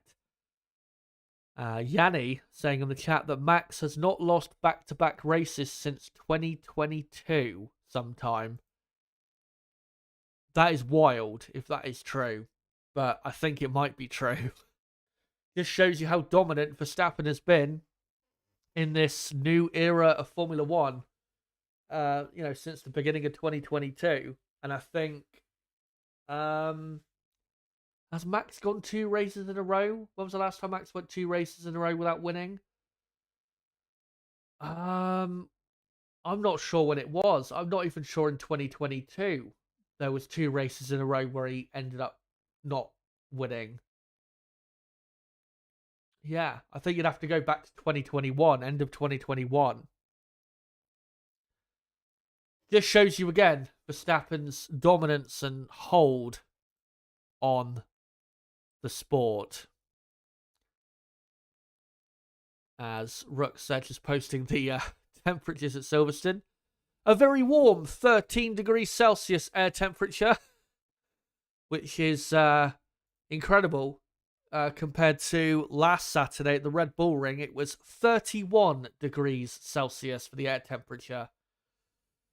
The great British summer for you. But anyway, we are pretty much ready for qualifying at Silverstone. Let me just go through, though, a couple things before we get into qualifying. A quick reminder of your championship standings. Max Verstappen, 81 points clear of Lando Norris. For me, the championship is done and dusted. Maybe, though, if he still has hopes of winning it, maybe this could be the day he kicks off his campaign to win the championship. Lando Norris in second, 6 points clear of Charles Leclerc in third, Carlos Sainz in fourth, Perez fifth, Piastri sixth, Russell seventh, Hamilton eighth, Alonso ninth, and Tsunoda in 10th. And on the constructors' side, Red Bull still in the lead by how many points? 64 points, I think it is. So not a massive lead for Red Bull. McLaren not too far behind Ferrari now, only 23 points behind. McLaren will overtake Ferrari pretty soon, probably by the end of the next Grand Prix in Hungary. Mercedes in fourth, they're definitely gaining very quickly in the Constructors' Championship, less than 100 points now behind Ferrari and McLaren. Aston Martin in fifth, Racing Bulls in sixth, Racing Bulls 28 points behind Aston Martin. Haas now only 11 points behind Racing Bulls in seventh, Alpine in eighth, Williams in ninth, and Sauber in P10. And let's go through the final stats for the key teams going into this dry qualifying session. So for Red Bull, Max Verstappen, he took pole at last year's British Grand Prix. And Red Bull have not got a great record in qualifying here at Silverstone. They've only taken pole twice at Silverstone since 2012, which was 2021 and last year. So yeah, not a great record for Red Bull here in qualifying. And Max has started on pole at Silverstone twice since 2021. For Ferrari, their last pole position at Silverstone was a couple years ago in 2022 in the wet with Carlos Sainz. Ferrari, though, also not a great record at Silverstone. That pole with Sainz is their only pole at Silverstone since 2013. Ferrari also have not qualified inside the top three of the grid since the Monaco Grand Prix. We've had, 3 races since then. For Mercedes-Benz, they have a much better record at Silverstone. Their last pole position, though, was in 2020 at Silverstone with Valtteri Bottas. That was at the 70th anniversary Grand Prix. They have, though, Mercedes, taken pole 7 times at Silverstone since 2015. And Lewis Hamilton, overall for his career, has 7 poles at Silverstone. And for McLaren, their last pole position at Silverstone was in 2008 with Heikki Kovalainen, of course the same weekend where they last won the British Grand Prix with Lewis Hamilton, and the last British driver for McLaren to take pole at Silverstone was Lewis Hamilton in 2007. Can Lando, for the home crowd, take pole, or will it be Mad Max Verstappen on pole yet again? We will find out over the course of the next hour. But of course, Q1 is an 18-minute long session. I'll sync up the timer at the 17-minute mark, as we are looking at on the broadcast at Fernando Alonso, who is sat in his garage waiting to get out there. And so is Leclerc, sat in his car, ready to get out there. And I'm assuming the drivers are not going to be sat in the pits too long, because they'll want to get out there, get to grips with the track now that it's a green track. And of course, every lap that is set, the track will get quicker and quicker with no rubber on the track now. So it is crucial that you get your best laps in at the last possible moment here at Silverstone to capitalise on the situation at hand.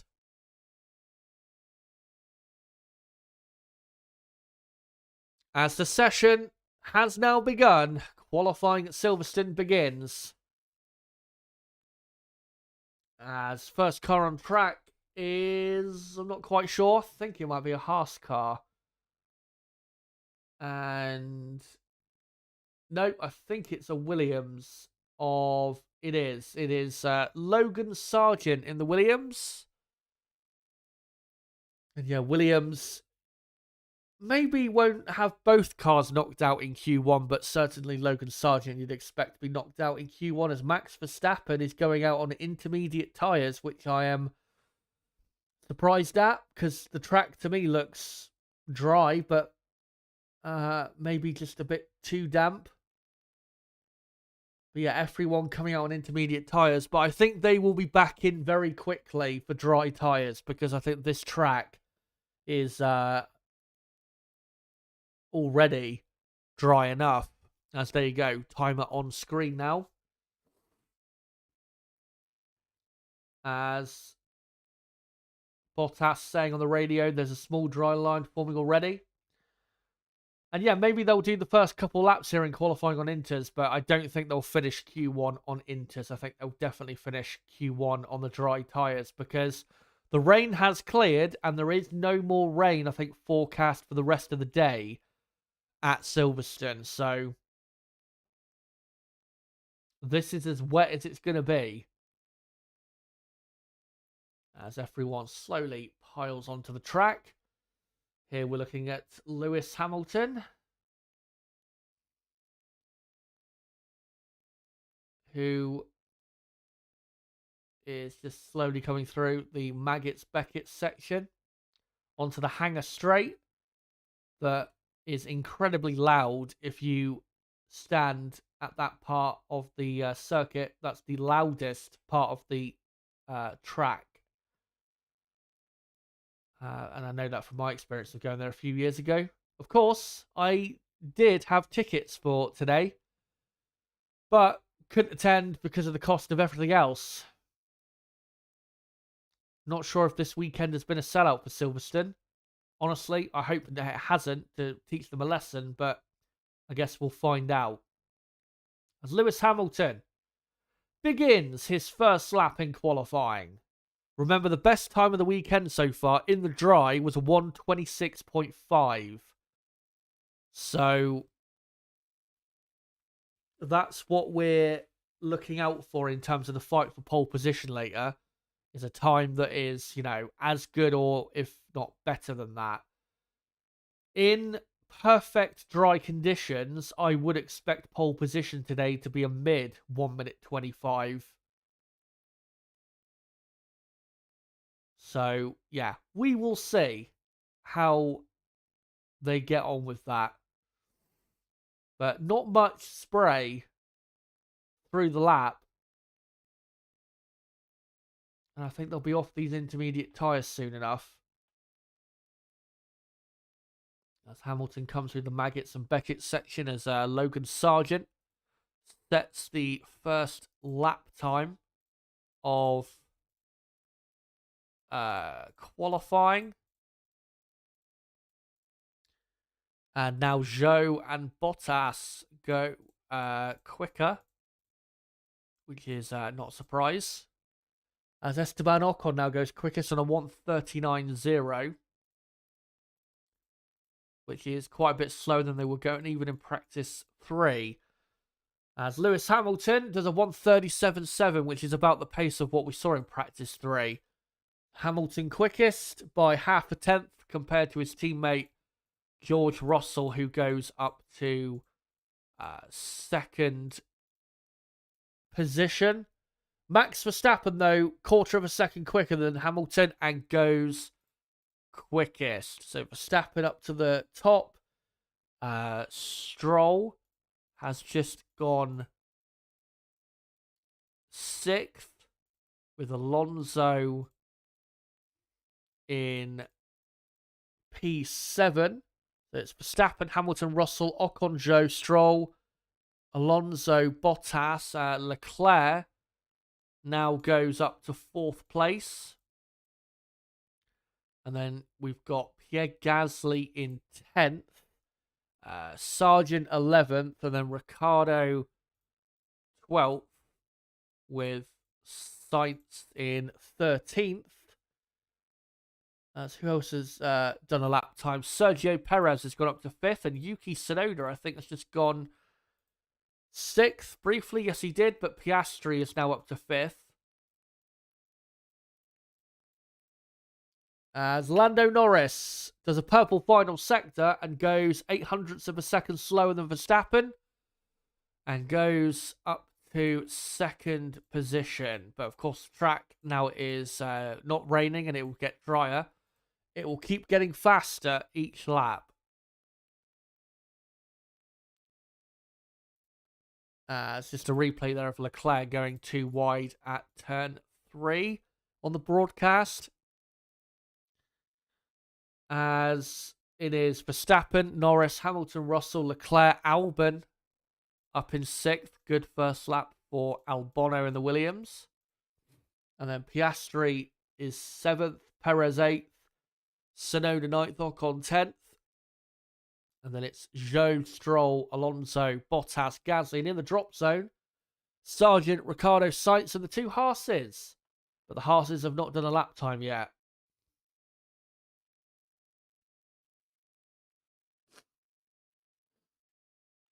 As Carlos Sainz now comes to the line to surely go into the top 10. And yep, goes up to 9th place, which is not a great lap, but gets in the top 10 nonetheless.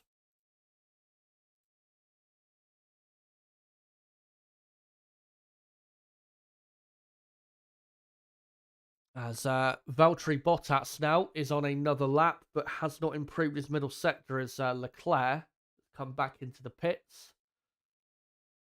And I think we will see, as Bottas comes back into the pits now, I think we are going to see some dry tyres before the end of this session, because, especially for Williams and Sauber, teams like that, and as I say that, Sauber are about to fit dry tyres to Valtteri Bottas.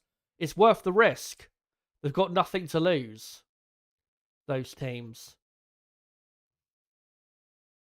And as long as Bottas can get those tyres fired up, then he'll be fine. As Zhou on the Inter goes up to 11th place.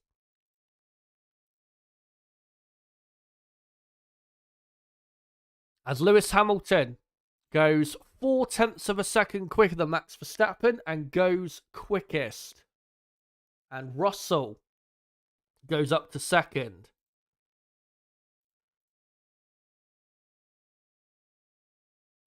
Max Verstappen goes, 10th of a second quicker, but stays in 3rd. Fernando Alonso has improved up to 9th place, which is not great. Lance Stroll goes even quicker than Fernando and goes up to P7. So, both Aston Martins in the top 10. Leclerc, by the way, is out there on the soft compound tyre on an outlap. So, Leclerc, one to watch out for, as Oscar Piastri is coming to the end of a lap on the intermediate tyre, which is an improved lap. We'll see whether it actually puts him to the top of the timesheets or not. As Piastri through the final corner. And goes 3rd, 1/4 of a second slower than Lewis Hamilton, but still good enough lap. As I think this is Ferrari waiting for, Carlos Sainz, who puts on some dry tyres as Kevin Magnussen on the intermediate tyre goes up to 6th place. As this is a replay of Lando Norris going deep at turn 3, which is why Lando hasn't done an improved lap on his 5th place.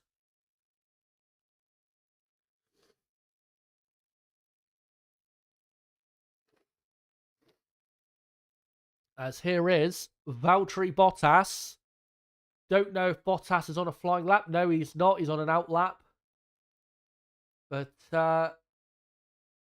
having a bit of a wiggle out the final corner. So the tyre's not quite fired up yet, but it will get better as time goes on for Bottas. So he just needs to keep pounding round the track, and it will get better.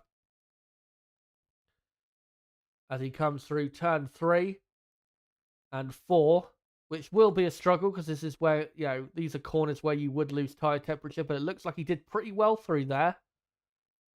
As yellow flag in Sector 2, and it is for Sergio Perez, who has gone into the gravel on the soft compound tyre, and he's beached it in the gravel as well, I think at Copse Corner. Turn 9. And it's a red flag with 7.5 minutes exactly remaining, and Sergio Perez is out of qualifying, and now that the track is dry, he definitely will be at the very back of the field. Well, not the very back, because that'll be for Pierre Gasly with his massive penalty, but he will be pretty much Perez at the back. And now he's asking for a push, but I don't think that that will be allowed.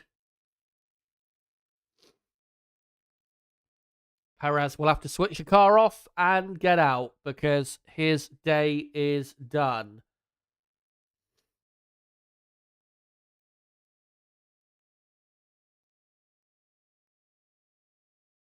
But yeah, everyone now going to slowly come back in to the pits. As Max Verstappen was actually in the pit lane, and Red Bull have managed to recover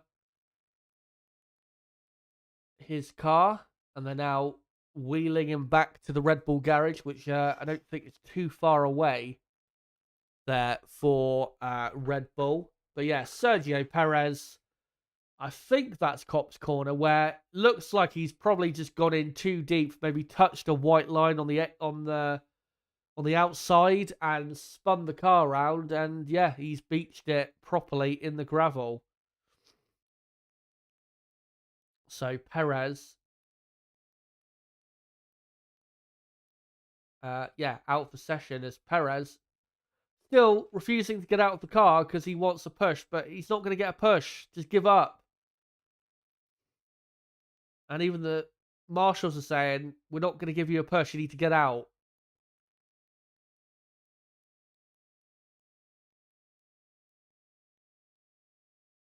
And there is the JCB. As Sergio saying on the radio, all I need to be is push back this tarmac over there. Yeah, no shit. But they're not going to push you back because I don't think they're allowed to. Just get out the car. You fucked it up.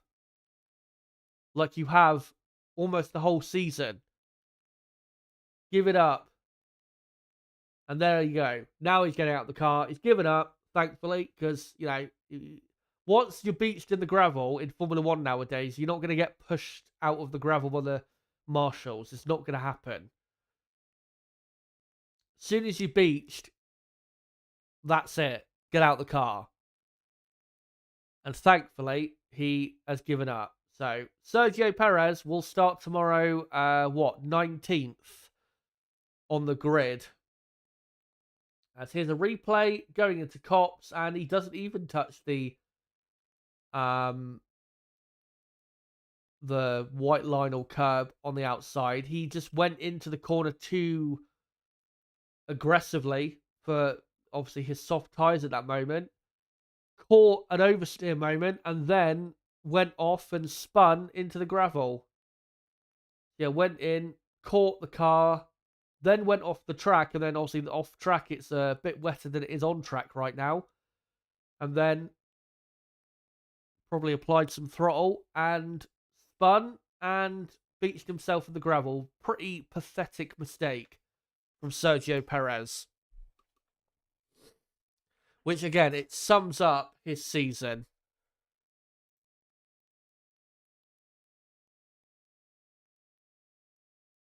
As Astro in the chat saying, Perez needs to retire, ideally, immediately. Put Danny Rick in the Red Bull. Bring Liam Lawson into the Racing Bulls. Perez just the worst of all the Red Bull Racing stable drivers. Yeah.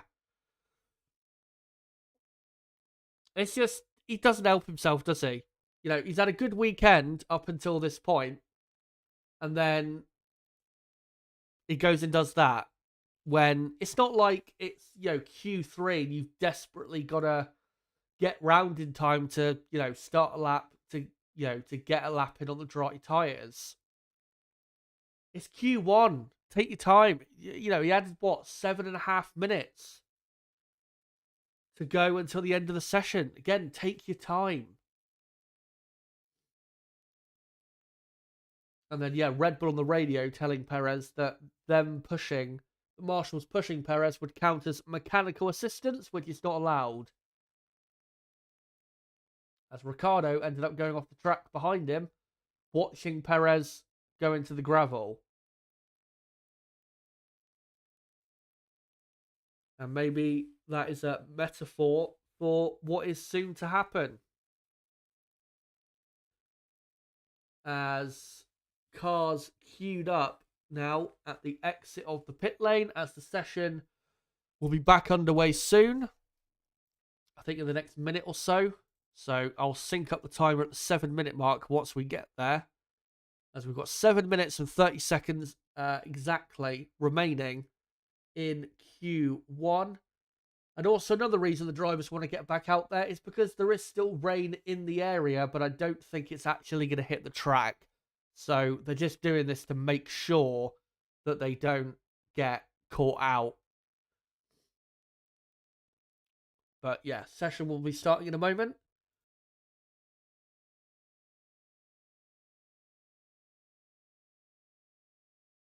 As we see there, the two Aston Martins just peering or almost out of their garage.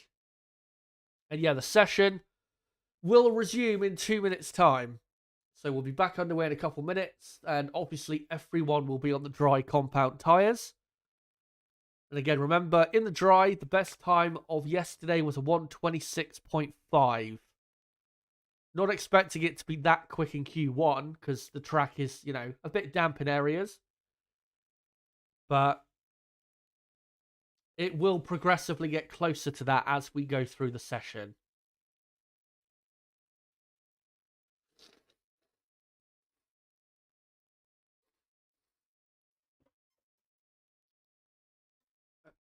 Right, so just another minute to go.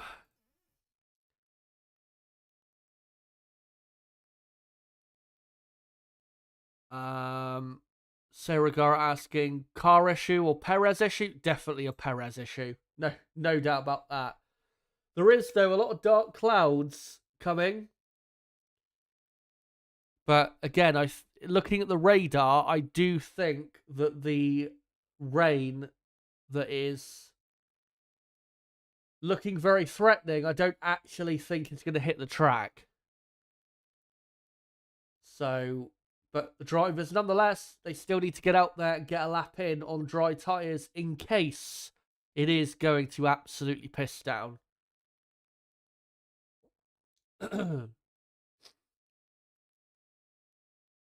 As we see there, Nico Hulkenberg in the pit lane. 20th place, hasn't even done a lap time yet. So this is going to be a lot of pressure for him. Going to have to go out there and bang in a great lap time straight away. As people in the grandstands have got their hoods up, but I think that's more in anticipation than anything. As there you go, session has begun, and the two Saubers are the first two to be on the track. Currently in the drop zone, Bottas, Gasly, Sargent, Ricciardo, and Hulkenberg. But Sergio Perez, I'm pretty sure, will drop into that drop zone by the end of Q1, unless he gets very lucky.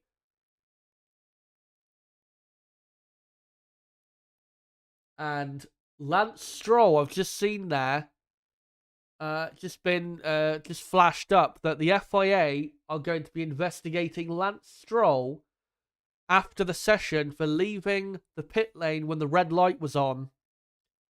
And that would have been obviously when Perez had his spin and the red flag came out. And if they can prove that happened, that is going to be probably a disqualification from qualifying. So Lance Stroll could be in big trouble. As Lando Norris has just been told that rain will come in at turn 7, which is Luffield. That's before the old pit straight.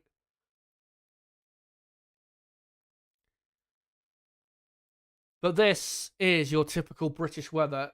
1 minute, it is beautiful sunshine. Next minute, it looks like the world is going to end.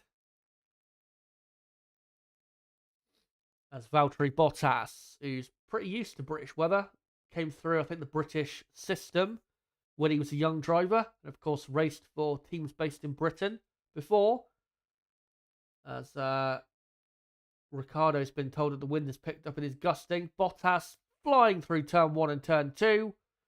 The issue here, though, for Bottas is everyone behind him is going to end up going quicker unless it starts to rain, say, as Bottas comes to the end of his lap. So this isn't necessarily great for Valtteri Bottas, even though he does the purple first sector, of course, he's going to. He's on dry tyres compared to everyone else who done a lap on the not the mediums, the inters beforehand. And yeah, the wind has picked up a lot, a crosswind of about 30 kilometers an hour. As we've got 5 minutes to go now in Q1. Really anything could happen yet. As Valtteri Bottas, if he completes this lap and it's dry, he will go to the top of the timesheets. Well, I'll put him at the top now, because it's going to happen.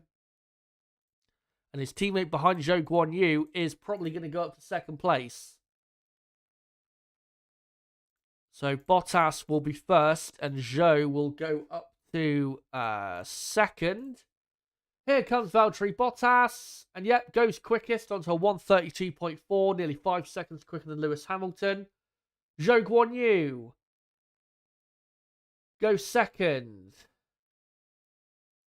Who's the next car to come to the line? It's Kevin Magnussen who goes second. Here comes Nico Hülkenberg, who goes quickest by half a second ahead of Bottas. And now we look at Fernando Alonso. Where does he go? Second, as Lance Stroll only went 11th for some reason. So Alonso up to second place there. Piastri now goes quickest. Norris goes second. There's a Red Bull off. It's Max Verstappen, but he's still going. He went through the gravel, though, as it started to rain. I think at Copse.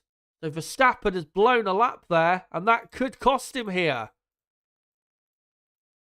As Lewis Hamilton goes fourth, as Sainz is told on the radio, we need this lap. As he has to pass their slow Aston Martin. But yeah, it's currently Piastri, Norris, Hülkenberg, Hamilton, Alonso, Bottas, Magnussen, Zhou, Ocon in 9th, Russell 10th, Verstappen 11th, and then Stroll 12th, Leclerc 13th, Albon 14th, Perez 15th, and Ricciardo, who was in the drop zone, goes up to 9th. As Carlos Sainz was in the drop zone, but now he goes up to P9, even though he's done a lap time that is 5 seconds slower than Piastri has gone. Here comes Leclerc, who goes 10th and is also 5+ seconds off the pace. Proof that the rain has fallen. As here is Max Verstappen at Copse. This is a replay of what happened, and he went into Copse and the same thing happened.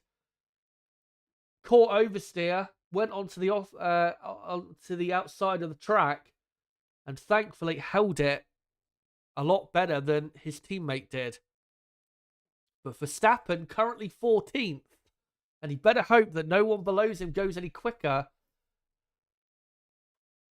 If he can't go any quicker, here's a replay of Magnussen going deep and going into the gravel as well on the exit of Copse, but thankfully kept it going. As Russell still improving out there, and he goes up to 7th place. Max Verstappen now on the edge of being knocked out. As we've only got, a minute remaining, as Carlos Sainz has been dropped back into the drop zone. I think maybe for a track limit violation, as Max Verstappen goes up to 4th, as Carlos Sainz goes up to 2nd place. So Sainz 2nd, Verstappen 4th. Leclerc goes up to 9th. As we've got Alonso 7th, Bottas 8th, and then, Leclerc 9th, Russell 10th. Lance Stroll up to 2nd place, despite his investigation. Alex Albon now goes up to 2nd place, as the track is all over the place in terms of grip. We have no idea what is happening. Logan Sargent up to 6th place. What a lap by the American. That might get him through. As here comes Fernando Alonso, who goes 3rd. As Lewis Hamilton has done a purple middle sector and goes quickest by 1.3 seconds. As the checkered flag now has fallen. These are your final laps in Q1. Anyone could be eliminated here. As Russell goes 2nd. And here comes Ricciardo, who is in 18th, and Verstappen right behind him, I think also on a flying lap. As Ricciardo to the line goes 6th. Verstappen only goes 7th. As we're now looking at Leclerc in 14th. Can he go up from 14th? Yes, he can. He goes up to 3rd place. As Zhou improves up to 7th. So he's out-qualified maybe his teammate Valtteri Bottas. As Yuki Tsunoda is in the drop zone, but he's done a purple first sector, a personal best middle, and in a big wiggle through the final corner. But he gets in to the second part qualifying. Yuki Tsunoda up to 6th place. What an effort from Tsunoda. And that means that we have now our drop zone, which I'll get into in a moment. But let me just settle the final order. What a mental Q1 that was. So these are the drivers going through to Q2 as Q1 is finished. Your drivers going through to Q2 are Lewis Hamilton, George Russell, Charles Leclerc, Carlos Sainz, Oscar Piastri, Yuki Tsunoda, Alex Albon, Alonso, Zhou, Ricciardo, Verstappen, Stroll, Norris, Logan Sargent, and Nico Hülkenberg. And knocked out in Q1, Valtteri Bottas, Kevin Magnussen, Esteban Ocon, Sergio Perez, and Pierre Gasly. A big shock for both Alpines to be knocked out. And of course, Perez knocked out as well.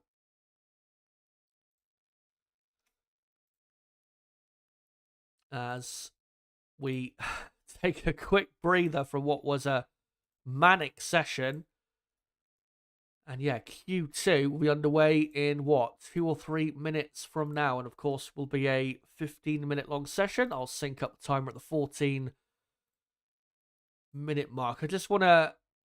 I'm just quickly trying to have a look to see what the final finishing order was in Q1 so I can get it correct on my end. So just give me a moment, guys.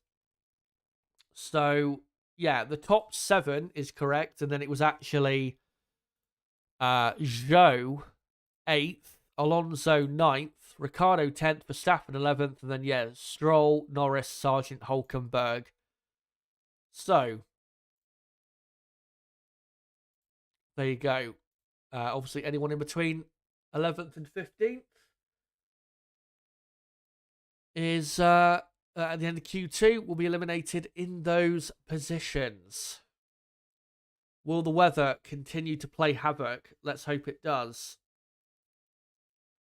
But if it does, that means less chance that it will be a Verstappen and Norris front row. So, bit of a, bit of a catch-22. But yeah, we'll see what the rest of qualifying will bring us.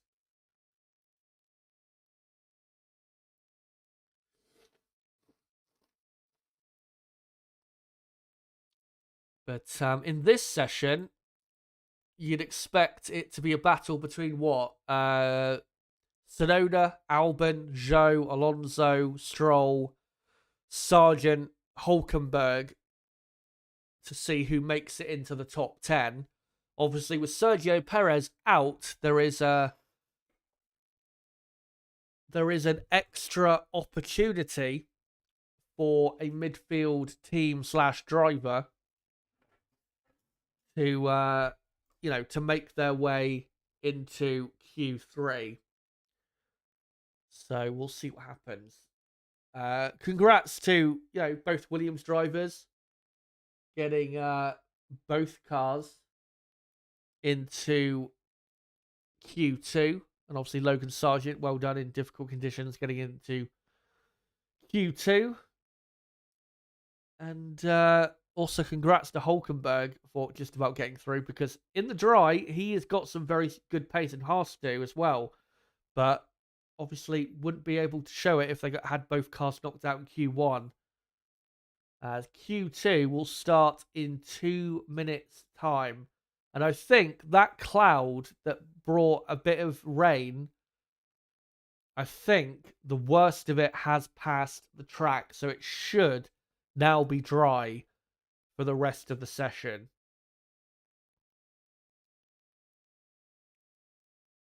That is a replay of Lance Stroll. I think this might be a replay of the incident where he may have, red light went on the exit, the pit lane, obviously when the red flag came out in Q1, and Stroll just kept on going. So I think that's a clear slam dunk, either massive penalty or disqualification from qualifying for Lance Stroll.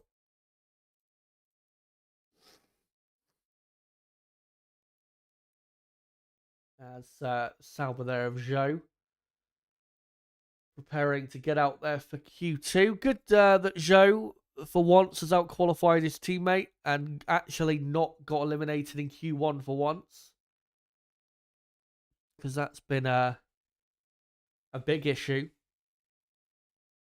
for, been a big issue for Zhou this season, is not just being eliminated in Q1, but ending up so far behind his teammate. And yeah, another replay of that Stroll incident. And clearly, he left the pit lane when, when the red light was on. So he will definitely get a big penalty for that. So what Stroll does here is pretty much irrelevant, as all the cars already queued up at the exit, the pit lane, in case we get another rain shower.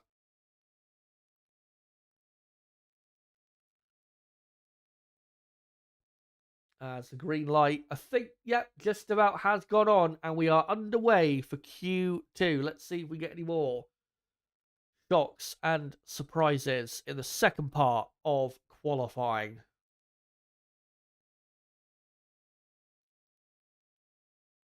As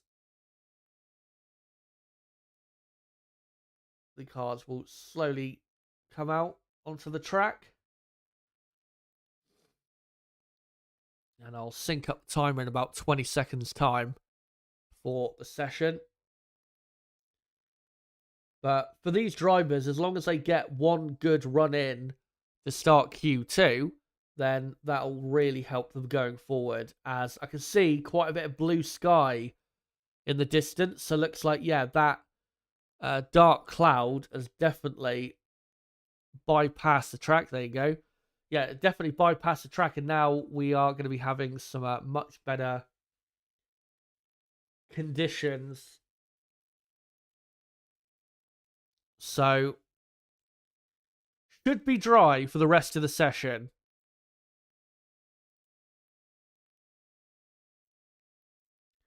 As Oscar Piastri, we're looking at the broadcast now on the circuit, on the soft compound tyre. And McLaren, yeah, they have done the best lap time of the weekend so far, 1:26.5. The best lap time in Q1, I think, was a 1:29.0 or 29.1, something like that.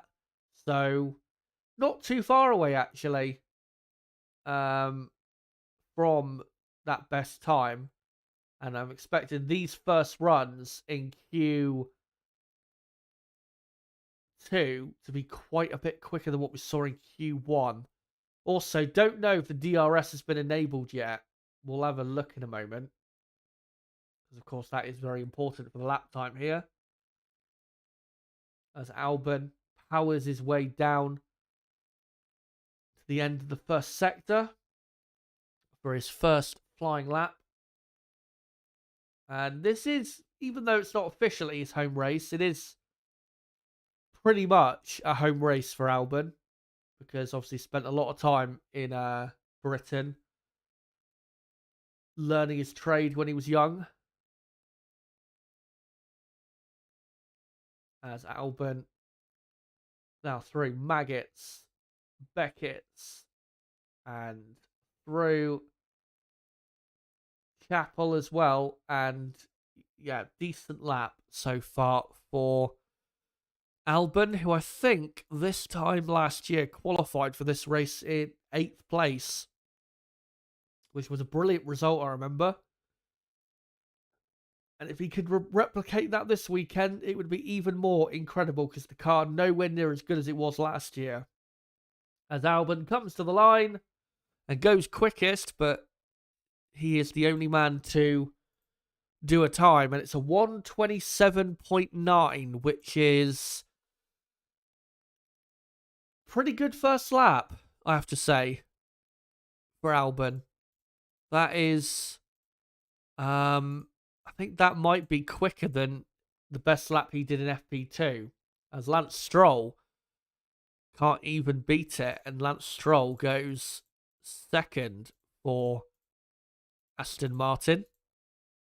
Alonso now goes quickest, 0.3 of a second quicker, as Max Verstappen is just going flat through cops on his flying lap. So Alonso quickest. Hulkenberg now up to second position. So Albon third, Stroll fourth, Tsunoda up to fifth as Verstappen a 10.5 down on Alonso after the first two sectors. So not very quick here is Verstappen. Don't know if he's being too cautious, but yeah, not very quick. As Oscar Piastri goes quickest for McLaren, a 1:27.6. Max Verstappen does a 1:27.799 and goes fourth. Yeah, disappointing there for Verstappen. As Carlos Sainz goes quickest on a 1:27.5. So good lap there for the Spaniard. As Lewis Hamilton only goes 8th with his best lap. As Leclerc only 9th. As George Russell only 13th. And Lando Norris now goes to the top of the timesheets by a 10th of a second on a 1:27.4.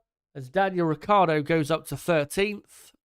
Russell now down in 14th. But yeah, Lando Norris now quickest for McLaren on a 1:27.4. 0.9 of a second slower than the best time of the weekend. So it's currently Norris, Sainz, Piastri, Alonso, Hulkenberg, Verstappen, Albon, Stroll, Hamilton, and then Tsunoda rounding out the top 10. And in the drop zone, Leclerc, Zhou, Ricciardo, Sargent, and Russell. But Russell is on another flying lap. And it is currently an improvement. As Leclerc says, these tyres don't feel good on the radio, so probably needs a new set, as he's a 1/4 of a second away from Tsunoda in 10th. And Russell on this lap, not doing much better. But I do get the feeling that Russell might be on a used set of tyres, as Lewis Hamilton goes third. Here comes Mr. Saturday himself, George Russell, the winner of the last Grand Prix. And he goes up to P9. And yeah, I would have expected quite a bit more, so maybe he is on a used set of tyres. Alex Albon improves to 4th. Brilliant from the Williams driver, who's always been pretty good around here. Logan Sargent goes up to 9th. So the track really starting to improve. As Zhou goes up to 13th. Here comes Lance Stroll, who goes 5th, only a 10th down on Norris. As Fernando Alonso goes quickest on a 1:27.2. So it is Alonso quickest by a 10th and a half. Remember, I think pole position probably likely to be a mid 1:25. So they are still quite a bit away from the best times you could do in dry conditions. But as the session goes on, it should just get quicker and quicker, as Leclerc only goes 8th. Definitely needs to improve on that with his final run, because that will not be good enough to get him through. As here is Lando Norris, I think, maybe? No, Oscar Piastri, who's on an outlap, as Max Verstappen improves, but still does not go quickest. He goes 2nd.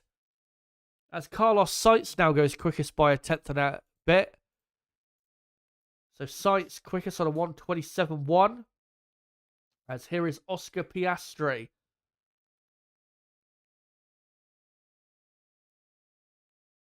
who is has flown through turn 1 and 2, now into turn 3 and 4,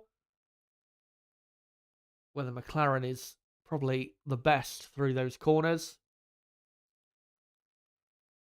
And now DRS Open down to down to Brooklands, as he's half a 10th up on Carlos Sainz through the first sector. Not a purple first sector though. As now enters the middle sector, where the McLaren should be much quicker than the Ferrari. This is where the Ferrari is at its weakest. As Piastri flying through Copse and Maggots, Beckett's and Chapel. And Piastri for his middle sector. Purple middle sector, 3/10 up on Sainz. So this is going to put him into the 1:26. It's probably a 1:26.8 at best. As Piastri into the final chicane, as a Ferrari behind him comes into the pits. I think will be Carlos Sainz. It is. Piastri to the line. And not the greatest final sector, but a 1:26.9. And he does go quickest. As Lando Norris, I think, is currently on a flying lap. But we're not seeing any... we're not seeing any sector times at the moment from Norris. If he is actually going quick, I'm not sure. As George Russell we're looking at on an outlap. If he was on used tyres, he's definitely not now. As we've got 4.5 minutes remaining in Q2. And Russell, the main driver to look out for in that drop zone, that really needs to improve and should improve. As Russell comes down the hanger straight, he's got Sauber behind him, also on an outlap. And we'll see what Russell can do, as we're looking at Nico Hulkenberg in P10, who has just done a purple first sector. And the drier it gets, I think the more it suits this Haas car. As he comes through Maggots, Beckett's and Chapel, what's the middle sector looking like? It's pretty much the same as Piastri. So this is going to put Hulkenberg probably into second place with 3.5 minutes remaining in Q2. As he comes through the final chicane, and Nico Hulkenberg, where does he go? He goes quickest. What a final sector. 10th of a second quicker than Oscar Piastri, and Nico Hulkenberg quickest on a 1:26.8. That is a brilliant lap time. But the track is improving all the time. Will it be good enough to see him into Q3 yet again?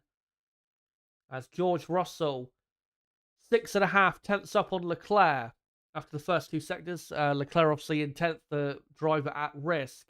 And this is probably going to put Russell into the top 3. As Logan Sargent goes up to 4th place. What a lap. So the track really ramping up and getting quicker as Russell goes quickest. 0.08 of a second quicker than Hulkenberg. As Zhou there goes 13th. Lewis Hamilton goes 0.04 of a second slower than his teammate and goes second. Lando Norris has done a purple middle sector and has gone quickest for McLaren, a 1:26.5, equaling the best time of the weekend, if not slightly breaking the best time of the weekend by a few hundredths of a second. So Lando Norris should be into Q3 with that lap.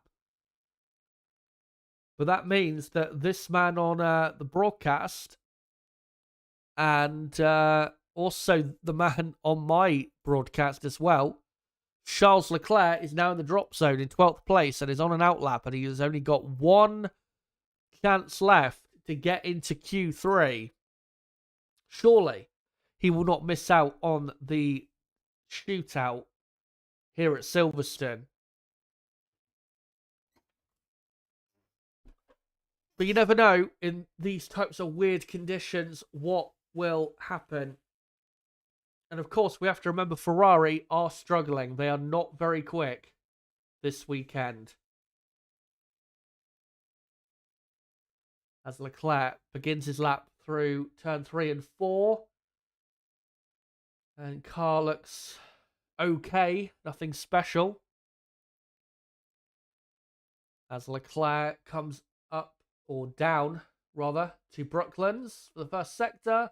And he's a 10.5 up on Albon, who was the driver at risk, but now it's Max Verstappen, because Albon has gone up to 5th in the Williams. Max Verstappen, I think, is now on a flying lap, though. As Leclerc through Copse, I think slightly wider through Copse than he would have liked. As Verstappen hasn't even completed the first sector yet, but he will do in a few seconds' time. As Leclerc doing okay for the lap so far. As Max Verstappen a 1/4 of a tenth down on Norris after the first sector, which is a good start. As here comes Leclerc. Can the Ferraris make their way through to Q3? As Piastri goes second. The checkered flag now fallen. These are your final laps. Leclerc only goes 7th. I'm not sure if that's going to be enough. Carlos Sainz goes up to 5th. I think that might be enough for Carlos, but Leclerc, I think, is in trouble. Yuki Tsunoda goes up to P10. Max Verstappen, 3 tenths down on Norris after the first two sectors. McLaren looking very good here. Alonso goes from 11th up to 2nd. As Verstappen through the final chicane, can he make his way to Q3? Yes, he can. Purple final sector, not a great lap though, only goes 6th. As Leclerc in 10th is the driver at risk. What can Lance Stroll do about that as George Russell goes 2nd? Lance Stroll to the line. He goes 10th and he knocks Charles Leclerc out in Q2 as Ricciardo ends up in 15th and Lance Stroll just about, well, not just about, by a tenth and a half, gets into Q3 and Leclerc knocked out in 11th place, even though Lance Stroll might even end up disqualified from qualifying. Leclerc is out, and yet he's just been told that he is out of the session. Just not good enough from Leclerc, not a good enough lap, and also Ferrari, just not good enough pace because Carlos Sainz there ended up in P7. But let's go through the drivers that have made it through to Q3. Lando Norris, George Russell, Fernando Alonso, Oscar Piastri, Lewis Hamilton, Max Verstappen, Carlos Sainz, Nico Hülkenberg, Alex Albon and Lance Stroll, and knocked out in Q2. Charles Leclerc, Logan Sargent, Yuki Tsunoda, Zhou Guanyu, and Daniel Ricciardo. Good effort from Sargent, by the way, P12. That's a very good effort. But congratulations must go to obviously the two Aston Martins for getting through, Hülkenberg and Alex Albon. Brilliant once again from him. Still one of the stars of that midfield pack. But Q3 is now our concentration, and that will be underway in, 3 or 4 minutes' time?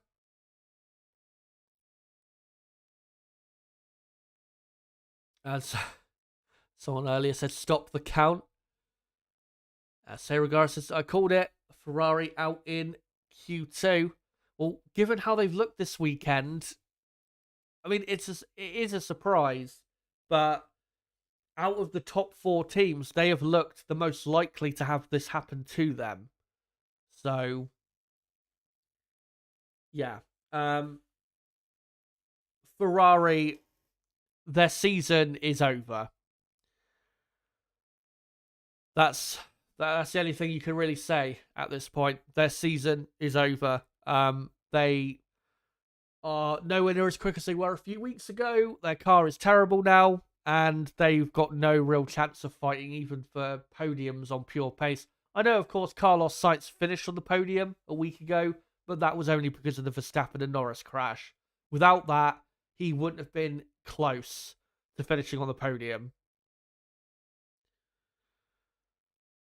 So, yeah, dark days at Ferrari. But our concentration now is the fight for pole.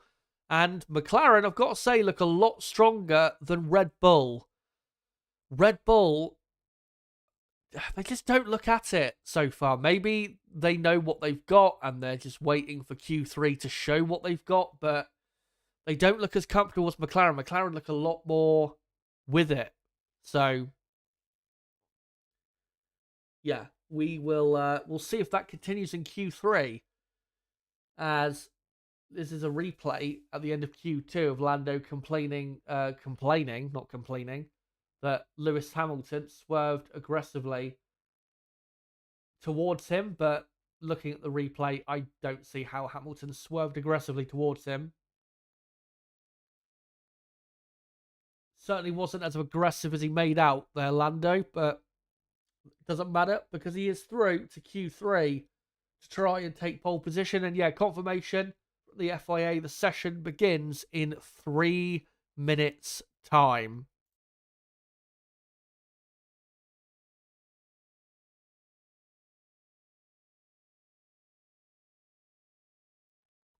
And it's still, for me, the fight is still Norris versus Verstappen. Yeah, maybe you could say Mercedes have looked good so far. And yeah, they have. And I think they'll end up with a decent position. But I still think McLaren and Red Bull are the two best. So you will see. Looney Classic says Max has damage, according to Sky. Wouldn't be surprised. He went through the gravel.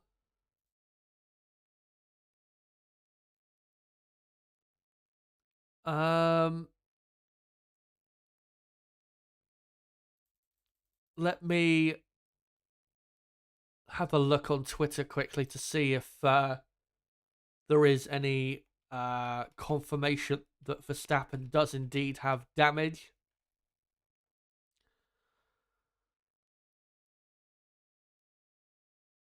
Yeah, so according to Eric Van Heren, who is a prominent F1 journalist from Holland, Red Bull have confirmed that Max Verstappen, and I think they're showing it on the Sky F1 broadcast right now, Max Verstappen is suffering from significant damage, and it is to his barge board area, and that is because he went through the gravel.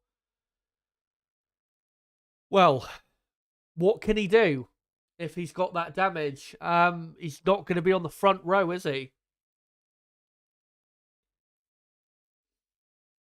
And surely, if he can't fight for pole, that means only one thing, that it is Lando Norris's pole position to lose. He's got the best car, and outside of Max Verstappen, he is the best driver. So this is Lando Norris's pole position to lose. He has to take pole here.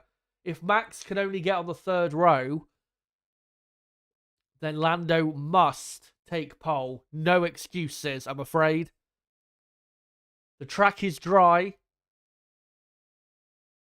and the car is there. The car is absolutely good enough to give him pole position. This is the time to deliver. And if he's going to, fight for any championship, this is the time to start that bid. As the session has begun, I'll sync up the timer in about 40 seconds' time. Once I've synced the timer up, I will finish the poll in the chat. So if you haven't voted, make sure to do so really quickly before I finish up the results set.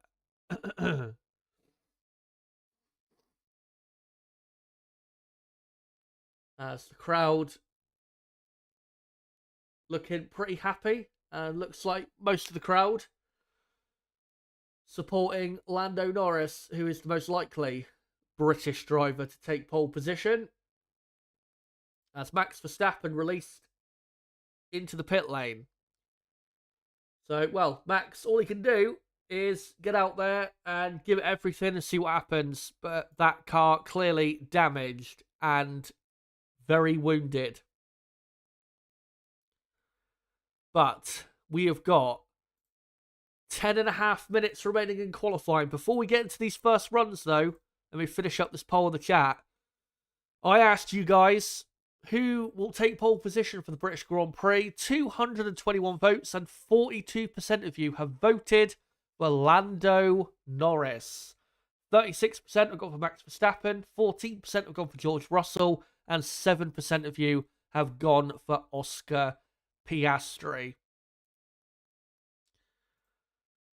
We will see whether Lando Norris can take his third ever pole position, his first at Silverstone, with 10 minutes to go now in qualifying. And remember, the last British driver for McLaren to take pole was Lewis Hamilton in 2007, 17 years ago. As the two Mercedes now being released onto the track, we'll see what they have to say in the fight for pole today. But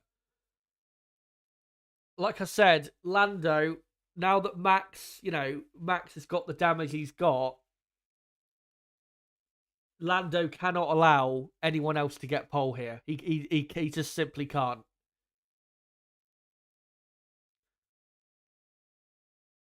As we are looking at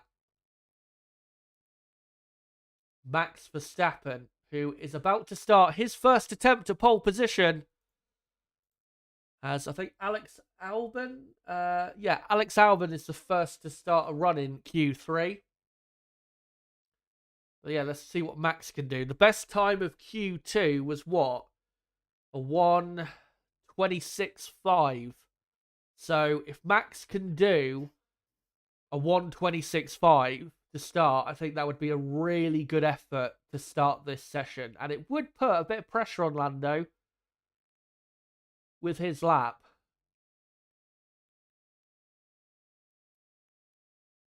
As Max goes through Luffield, fine. As Lando about to come up to the first sector himself, I'll let you know what Lando has done for the first sector in a moment. And Lando, a purple first sector for Lando Norris. Crucial start to the lap. As Verstappen through Maggots, Beckett's and Chapel. And yeah, it's... I'm not sure how great of a lap it is, to be honest, so far. Oscar Piastri has just done a purple middle sector, but only slightly faster than Max through the middle sector. So still competitive from Verstappen as Albon goes quickest. What does Max Verstappen do? A 1:26.3. That is very good considering the damage to his car. As Oscar Piastri goes quickest by a tenth of a second, a 1:26.2. Lando Norris, though, flying through the final couple corners. What can he do for his first run? It's a 1:26.0. 2/10 of a second quicker than his teammate. And for the moment, it's a McLaren front row. Carlos Sainz goes fourth on a 26.5, which is about what you would expect. Lewis Hamilton, though, has done a purple first sector and has not gone that much slower than Lando in the middle sector. As Stroll is fifth. Alonso sixth. As here comes Lewis Hamilton into the final couple corners. Hulkenberg up to fourth. What a lap by Nico Hulkenberg. As Lewis Hamilton goes second with a 1:26.1. What will George Russell do? He goes quickest by 0.06 of a second. It's a British 1, 2, and 3. Incredible lap by Russell. 0.06 of a second. He gets ahead of Lando Norris, and it is currently with one run left in qualifying. Russell currently on provisional pole on a 1:26.024. 0.06 of a second quicker than Lando Norris. And then Lewis Hamilton nearly 2/10 back in third. And then Piastri fourth. And Verstappen fifth. Verstappen now 3/10 off. And really, not sure Max can do any better than what he's done. But Nico Hulkenberg, sixth on the grid. How incredible would that be? As Max Verstappen now wheeled back into the garage. And this is exactly what the promoters were hoping for. The three British drivers all fighting for pole position. And that's what we've got. But as I said, Lando cannot let Russell or Hamilton take pole from him. He's got the better car. He cannot allow Mercedes here. Mercedes are quick, no doubt about it, but he cannot let Mercedes take pole from him. This is his pole. This is his to lose. He cannot allow Russell or Hamilton to take this from him. And this is a big moment for Lando because, when your main rival, which is Max Verstappen for him, is wounded, this is where you take advantage. And so far, Lando has not taken advantage. But Mr. Saturday so far has, of course, Russell, the winner, the last Grand Prix. And if he was to get pole here, I think Russell would probably think he's got a decent chance of winning tomorrow. But with 4 minutes to go in qualifying, there is one final run to go. Who will keep their cool under pressure out of the three Brits? Of course, Lewis Hamilton has started on pole here 7 times before. Russell and Norris have never taken pole at Silverstone. So Lewis Hamilton can show a lot more speed, then it favours him mentally this final run, because he knows exactly what it's like to deliver on a final run at Silverstone. He's done it multiple times before. As Max Verstappen looks like he's heading back out there. Tyre blankets are off. And Red Bull, yeah, I think they know that, again, wounded car, and they're just got to go out there and just do the best they can. As Verstappen having to wait for a Haas there to come out, I think, ahead of him. As the two Mercedes now come out as well. As Piastri there and the McLaren waiting for the two Mercedes to go.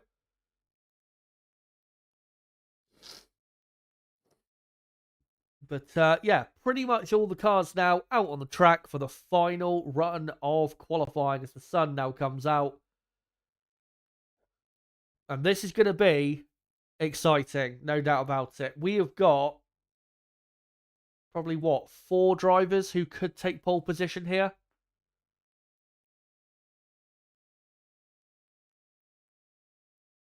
And a lot of those contenders still in the pit lane, slowly coming out. Of course, because the track is still, getting a lot quicker each lap, you still want to be, if you can, the last to cross the line. Because, of course, remember, in that first run, George Russell was the last to get to the line and ended up just about going quicker. So if Lando can try and be behind the two Mercedes, that would be ideal, but looks like he's not going to be. Looks like he's in between the two Mercedes cars. Maybe McLaren are confident enough that they've got the car to be able to still get pole, even if they're not the last one across the line.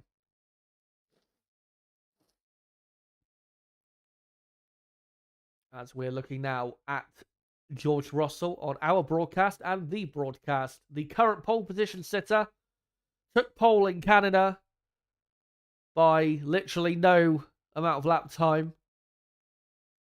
But this would be, of course, his best ever pole, the most important for him at his home track.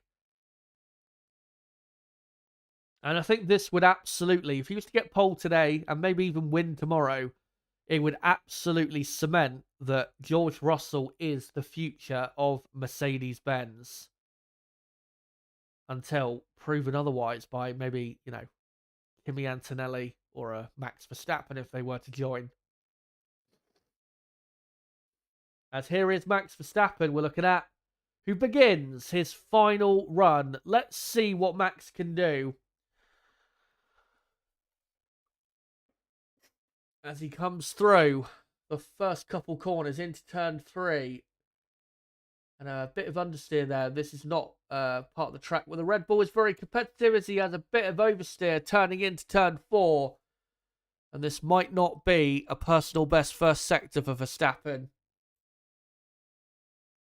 And it's not. But it's not game over yet for Max.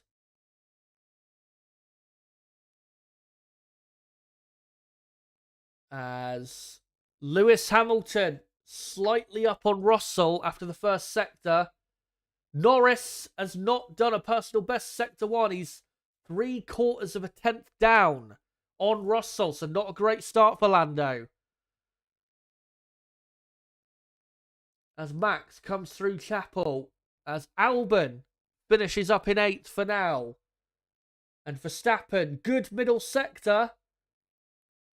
As Stroll now goes 8th. As Verstappen flies through Stowe Corner. Lewis Hamilton 1/4 of a tenth up on Russell after the first 2 sectors. Hulkenberg goes up to 5th. Lando does not improve again in the middle sector as Max Verstappen finishes up for now in 4th on a 1:26.2. Here comes Lewis Hamilton round the final corner. And he's on pole for now by 0.03 of a second. But George Russell, his teammate, has done a purple middle sector. Lando Norris is pitted. He's out the fight. And George Russell, by nearly 0.2 of a second, has taken pole at Silverstone. It's a Mercedes 1 and 2 at Silverstone. Quite incredible. What a day for Mercedes-Benz. And there you go. That is your top 10. Russell on pole for the British Grand Prix. Lewis Hamilton second. Lando Norris third. Max Verstappen fourth. Oscar Piastri fifth. Hülkenberg sixth. Carlos Sainz seventh. What a job by Hülkenberg. Lance Stroll eighth. Alex Albon 9th and Fernando Alonso 10th. But the day belongs to Mr. Saturday, George Russell, a 1:25.819, and he is your pole position man for tomorrow's British Grand Prix, an all-British top 3. And the first Mercedes front row in qualifying since 2021. I think since the 2021 Saudi Arabian Grand Prix. 2.5 years. But there you go. Let me just start up the poll asking, who do you think, guys, is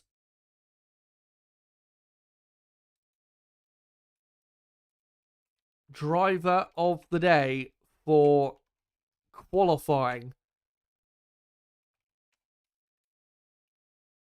at Silverstone? And your options for driver of the day are George Russell, Lewis Hamilton, I'll put in there. And then the other options I'm going to put in there is Nico Hülkenberg and Alex Albon will be the other option. If I can bloody type this correctly. There you go.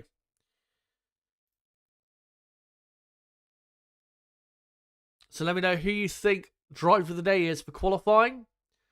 For me, it is clearly George Russell, the best driver of the day. Obviously, Max Verstappen had his damage, so who knows what Verstappen could have done. I think, though, if Red Bull truly do, with a healthy car, if Red Bull do have the best car, then I think Max would have hammered Lando there in qualifying. Because Lando, I'm sorry, that was a poor effort from Lando. First lap in qualifying was decent. Not terrible. But the second run, just not good enough. And he's now third on the grid, and he's only one position ahead of Max. When, Max had a damaged car. So, yeah. But, yeah, we'll get your comments in the chat. Let me know what you thought of qualifying there. And, yeah, just to confirm that the last Mercedes 1-2 in qualifying was Jeddah 2021, which was the penultimate race of 2021. But I think Max, will be pretty, despite the damage, I think he'll be pretty happy with how his qualifying went, because Norris is only one position ahead of him, and then I don't think he's really bothered too much about about the two Mercedes cars, to be honest.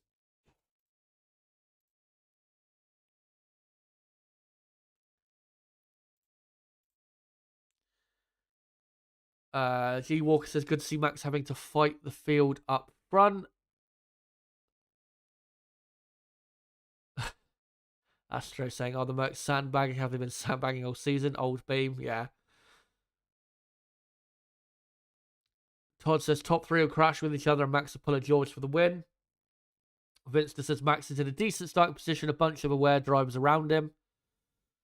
Yeah, he's not got any psychos behind him. He's got, Piastri, Hülkenberg, who would normally fine at the start of a race. McLaren, though, got to be disappointed. With Max having damage, this was their this was their qualifying to to take pole, and maybe even you could say the front row, but at least pole. But yeah.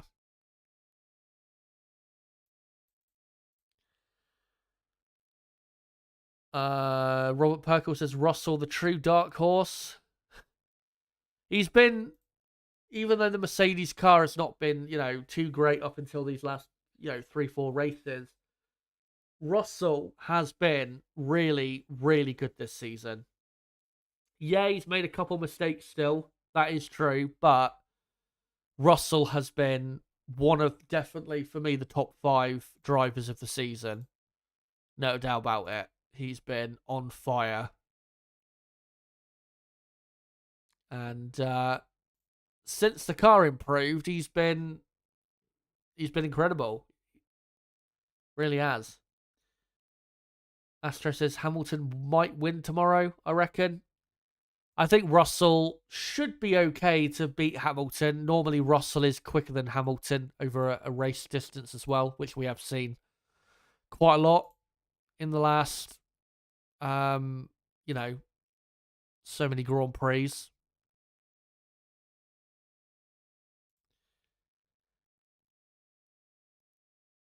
Vince just saying super happy for Nico. Yeah, great job by Hulkenberg delivering the pace that Haas looked like they had, rather. And with that upgrade, Haas outqualified both Ferrari cars. Who would have expected that a few weeks ago? That Haas would have, by Silverstone, would have jumped Ferrari. That's what it looks like at the minute. And you've got to remember, Haas still take a lot of parts from Ferrari.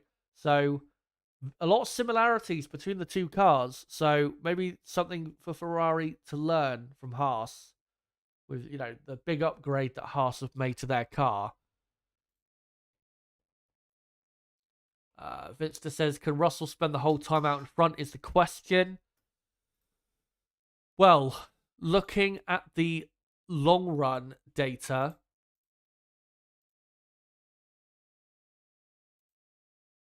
let me just have a look at it quickly. Yeah, looking at the long run data, McLaren looked quicker than Red Bull, but Mercedes looked pretty quick as well. Russell was a couple tenths of a second slower on average per lap than Norris, but Russell did his long run on the soft compound tyre. Lando did his on the medium, and the medium should be the better race tyre. So, in race pace terms, I'd say probably Mercedes and McLaren have probably got about the same pace. Maybe McLaren a tad quicker, but yeah, it should be about the same. And then, yeah, Red Bull right in there as well. Ferrari quite a bit back, about half a second away on average per lap. And then a bit further back, you've got Alpine, Aston Martin. Alpine, even though they've had a very bad qualifying today, watch out for them tomorrow because their race pace on Friday was pretty good. It was better than Aston Martin. And was, I think, the best of the midfield runners. So keep an eye out on them tomorrow. But, yeah.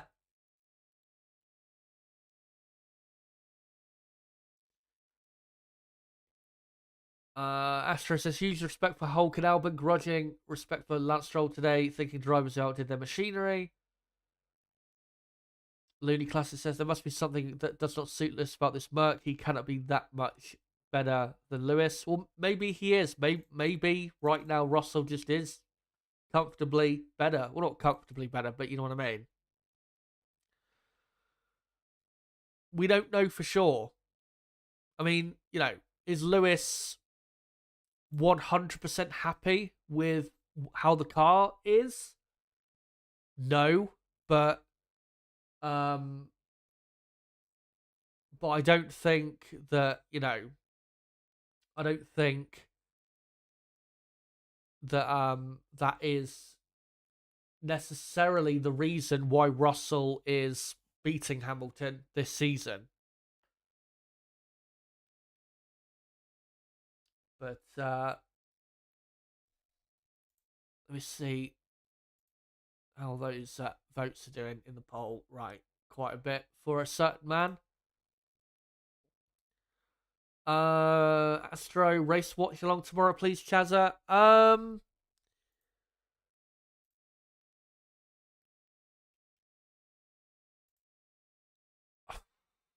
At the minute, I'm in the not sure or maybe bracket because again, looking at the race pace data that I have here on hand, it looks like Mercedes, McLaren, and Red Bull all have about the same pace. So, yeah. Um,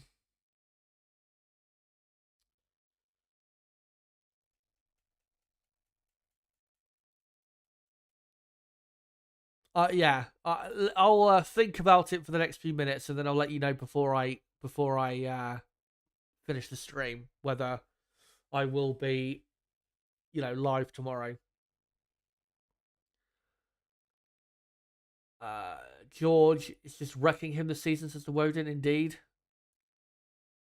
Looney Classics says Merc don't have the pace to beat Lando tomorrow, and Max will get his car fixed overnight. So no chance of a Merc win. I think you're being very dismissive there. Mercedes have definitely got a chance of winning. I mean, they're looking out the front row, and maybe their car is not the quickest in in race pace terms, but it's not that far off. So I wouldn't say there's no chance they're going to win, but who will win the British Grand Prix tomorrow? I'm not sure. I know people may say, "Oh, well, Max will get his car fixed tomorrow and he'll definitely win," but that it's not as simple as that. Because let me just have a look to see what the final gaps were in qualifying. And don't know if they're actually going to show the gaps here on the. There you go. So Max Verstappen was what 0.4 of a second slower than Russell. I reckon he could beat Lando tomorrow and maybe Lewis, but with the form Russell's in, I think Russell might be just a little too quick for Max.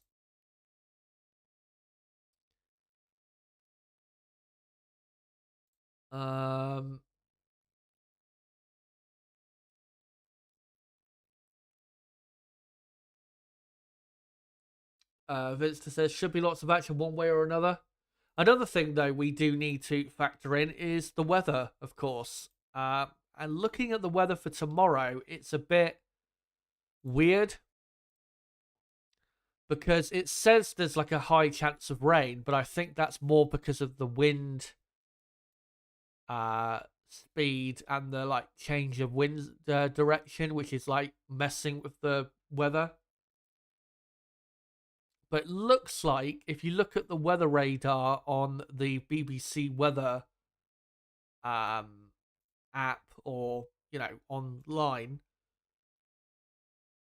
it looks like it's probably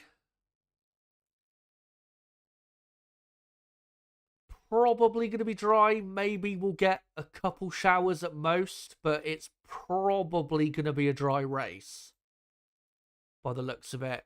Looks like during the race starts tomorrow at 3 p.m. UK time, so the chance of rain looks like it's anywhere between 35 and 50%.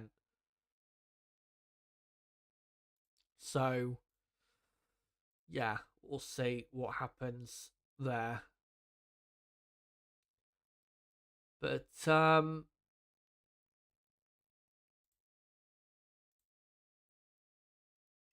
you know what? Yeah, I will.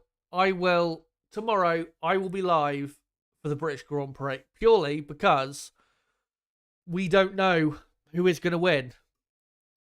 It could be Mercedes, it could be McLaren, it could be Red Bull. And I'll be honest, right now, I don't know who is going to win. So, yeah. I will be live tomorrow, 2 hours before lights out, which will be 1 p.m. UK time, for the build up to the race with the usual data and all of that stuff. And then obviously the race itself. And I will be joined, I think, by my co-commentator Niblo, as they're just showing with Lando Norris's final lap where he went wrong. And yeah, turn 3 and 4, he was all over the place.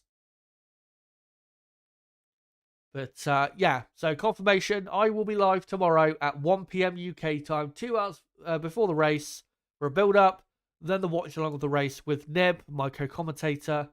So make sure to join us tomorrow for that. And join us for what could be the most competitive British Grand Prix in a long, long time.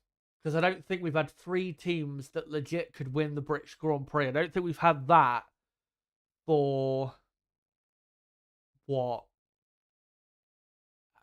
Definitely not since the V8 era. Probably since, yeah, probably 2012, 2013 was probably the last time we had that at this track. So yeah, I will be live tomorrow for sure. But with saying that, I think I have come to the end of today's stream. Let me just finish up the poll in the chat. And I asked you guys, who do you think is driver of the day for qualifying at Silverstone? 40 votes, and 60% of you voted for George Russell. George Russell. 22% went for Lewis Hamilton. 15% of you went for Nico Hulkenberg. And 2% of you went for Alex Albon. Thank you guys for voting. So yeah, thank you guys for today. Been great to have you. And of course, yeah, remember to join me tomorrow, 2 hours before lights out at 1 p.m. UK time for the 2024 British Grand Prix race. And I'll be probably joined by Niblo, my co-commentator, to take you through the action. And then, of course, I will still record a podcast episode reviewing the British Grand Prix, which will come out probably early on Monday morning or during the night. I don't know exactly, but it will be, yeah, probably sometime between midnight and 6 a.m. on Monday. So that's the next 2 pieces of content coming your way on the channel. But yeah, make sure to join me tomorrow. Can't wait for the British Grand Prix, where we could have 4 or even 5 different possible winners tomorrow at Silverstone. Thank you for smashing the like button, subscribing if you have. Thank you guys for coming along. And yeah, before I go, make sure if you haven't already to subscribe to the channel for more content like this. Smash the like button if you haven't already. Does help the channel grow. Make sure to check out some other content we've got on the channel. And link below to my Discord server, a great place to keep up to date with the with what's going on the channel. And I think there will be a link to that Discord server being posted in the chat. So yeah, make sure to join that server if you want to keep up to date with what's going on here on the channel. But guys, until tomorrow's British Grand Prix at Silverstone, I'll see you at 1 p.m. UK time for the build-up and then the race itself. And until then, it has been me, Chazza HD. Goodbye.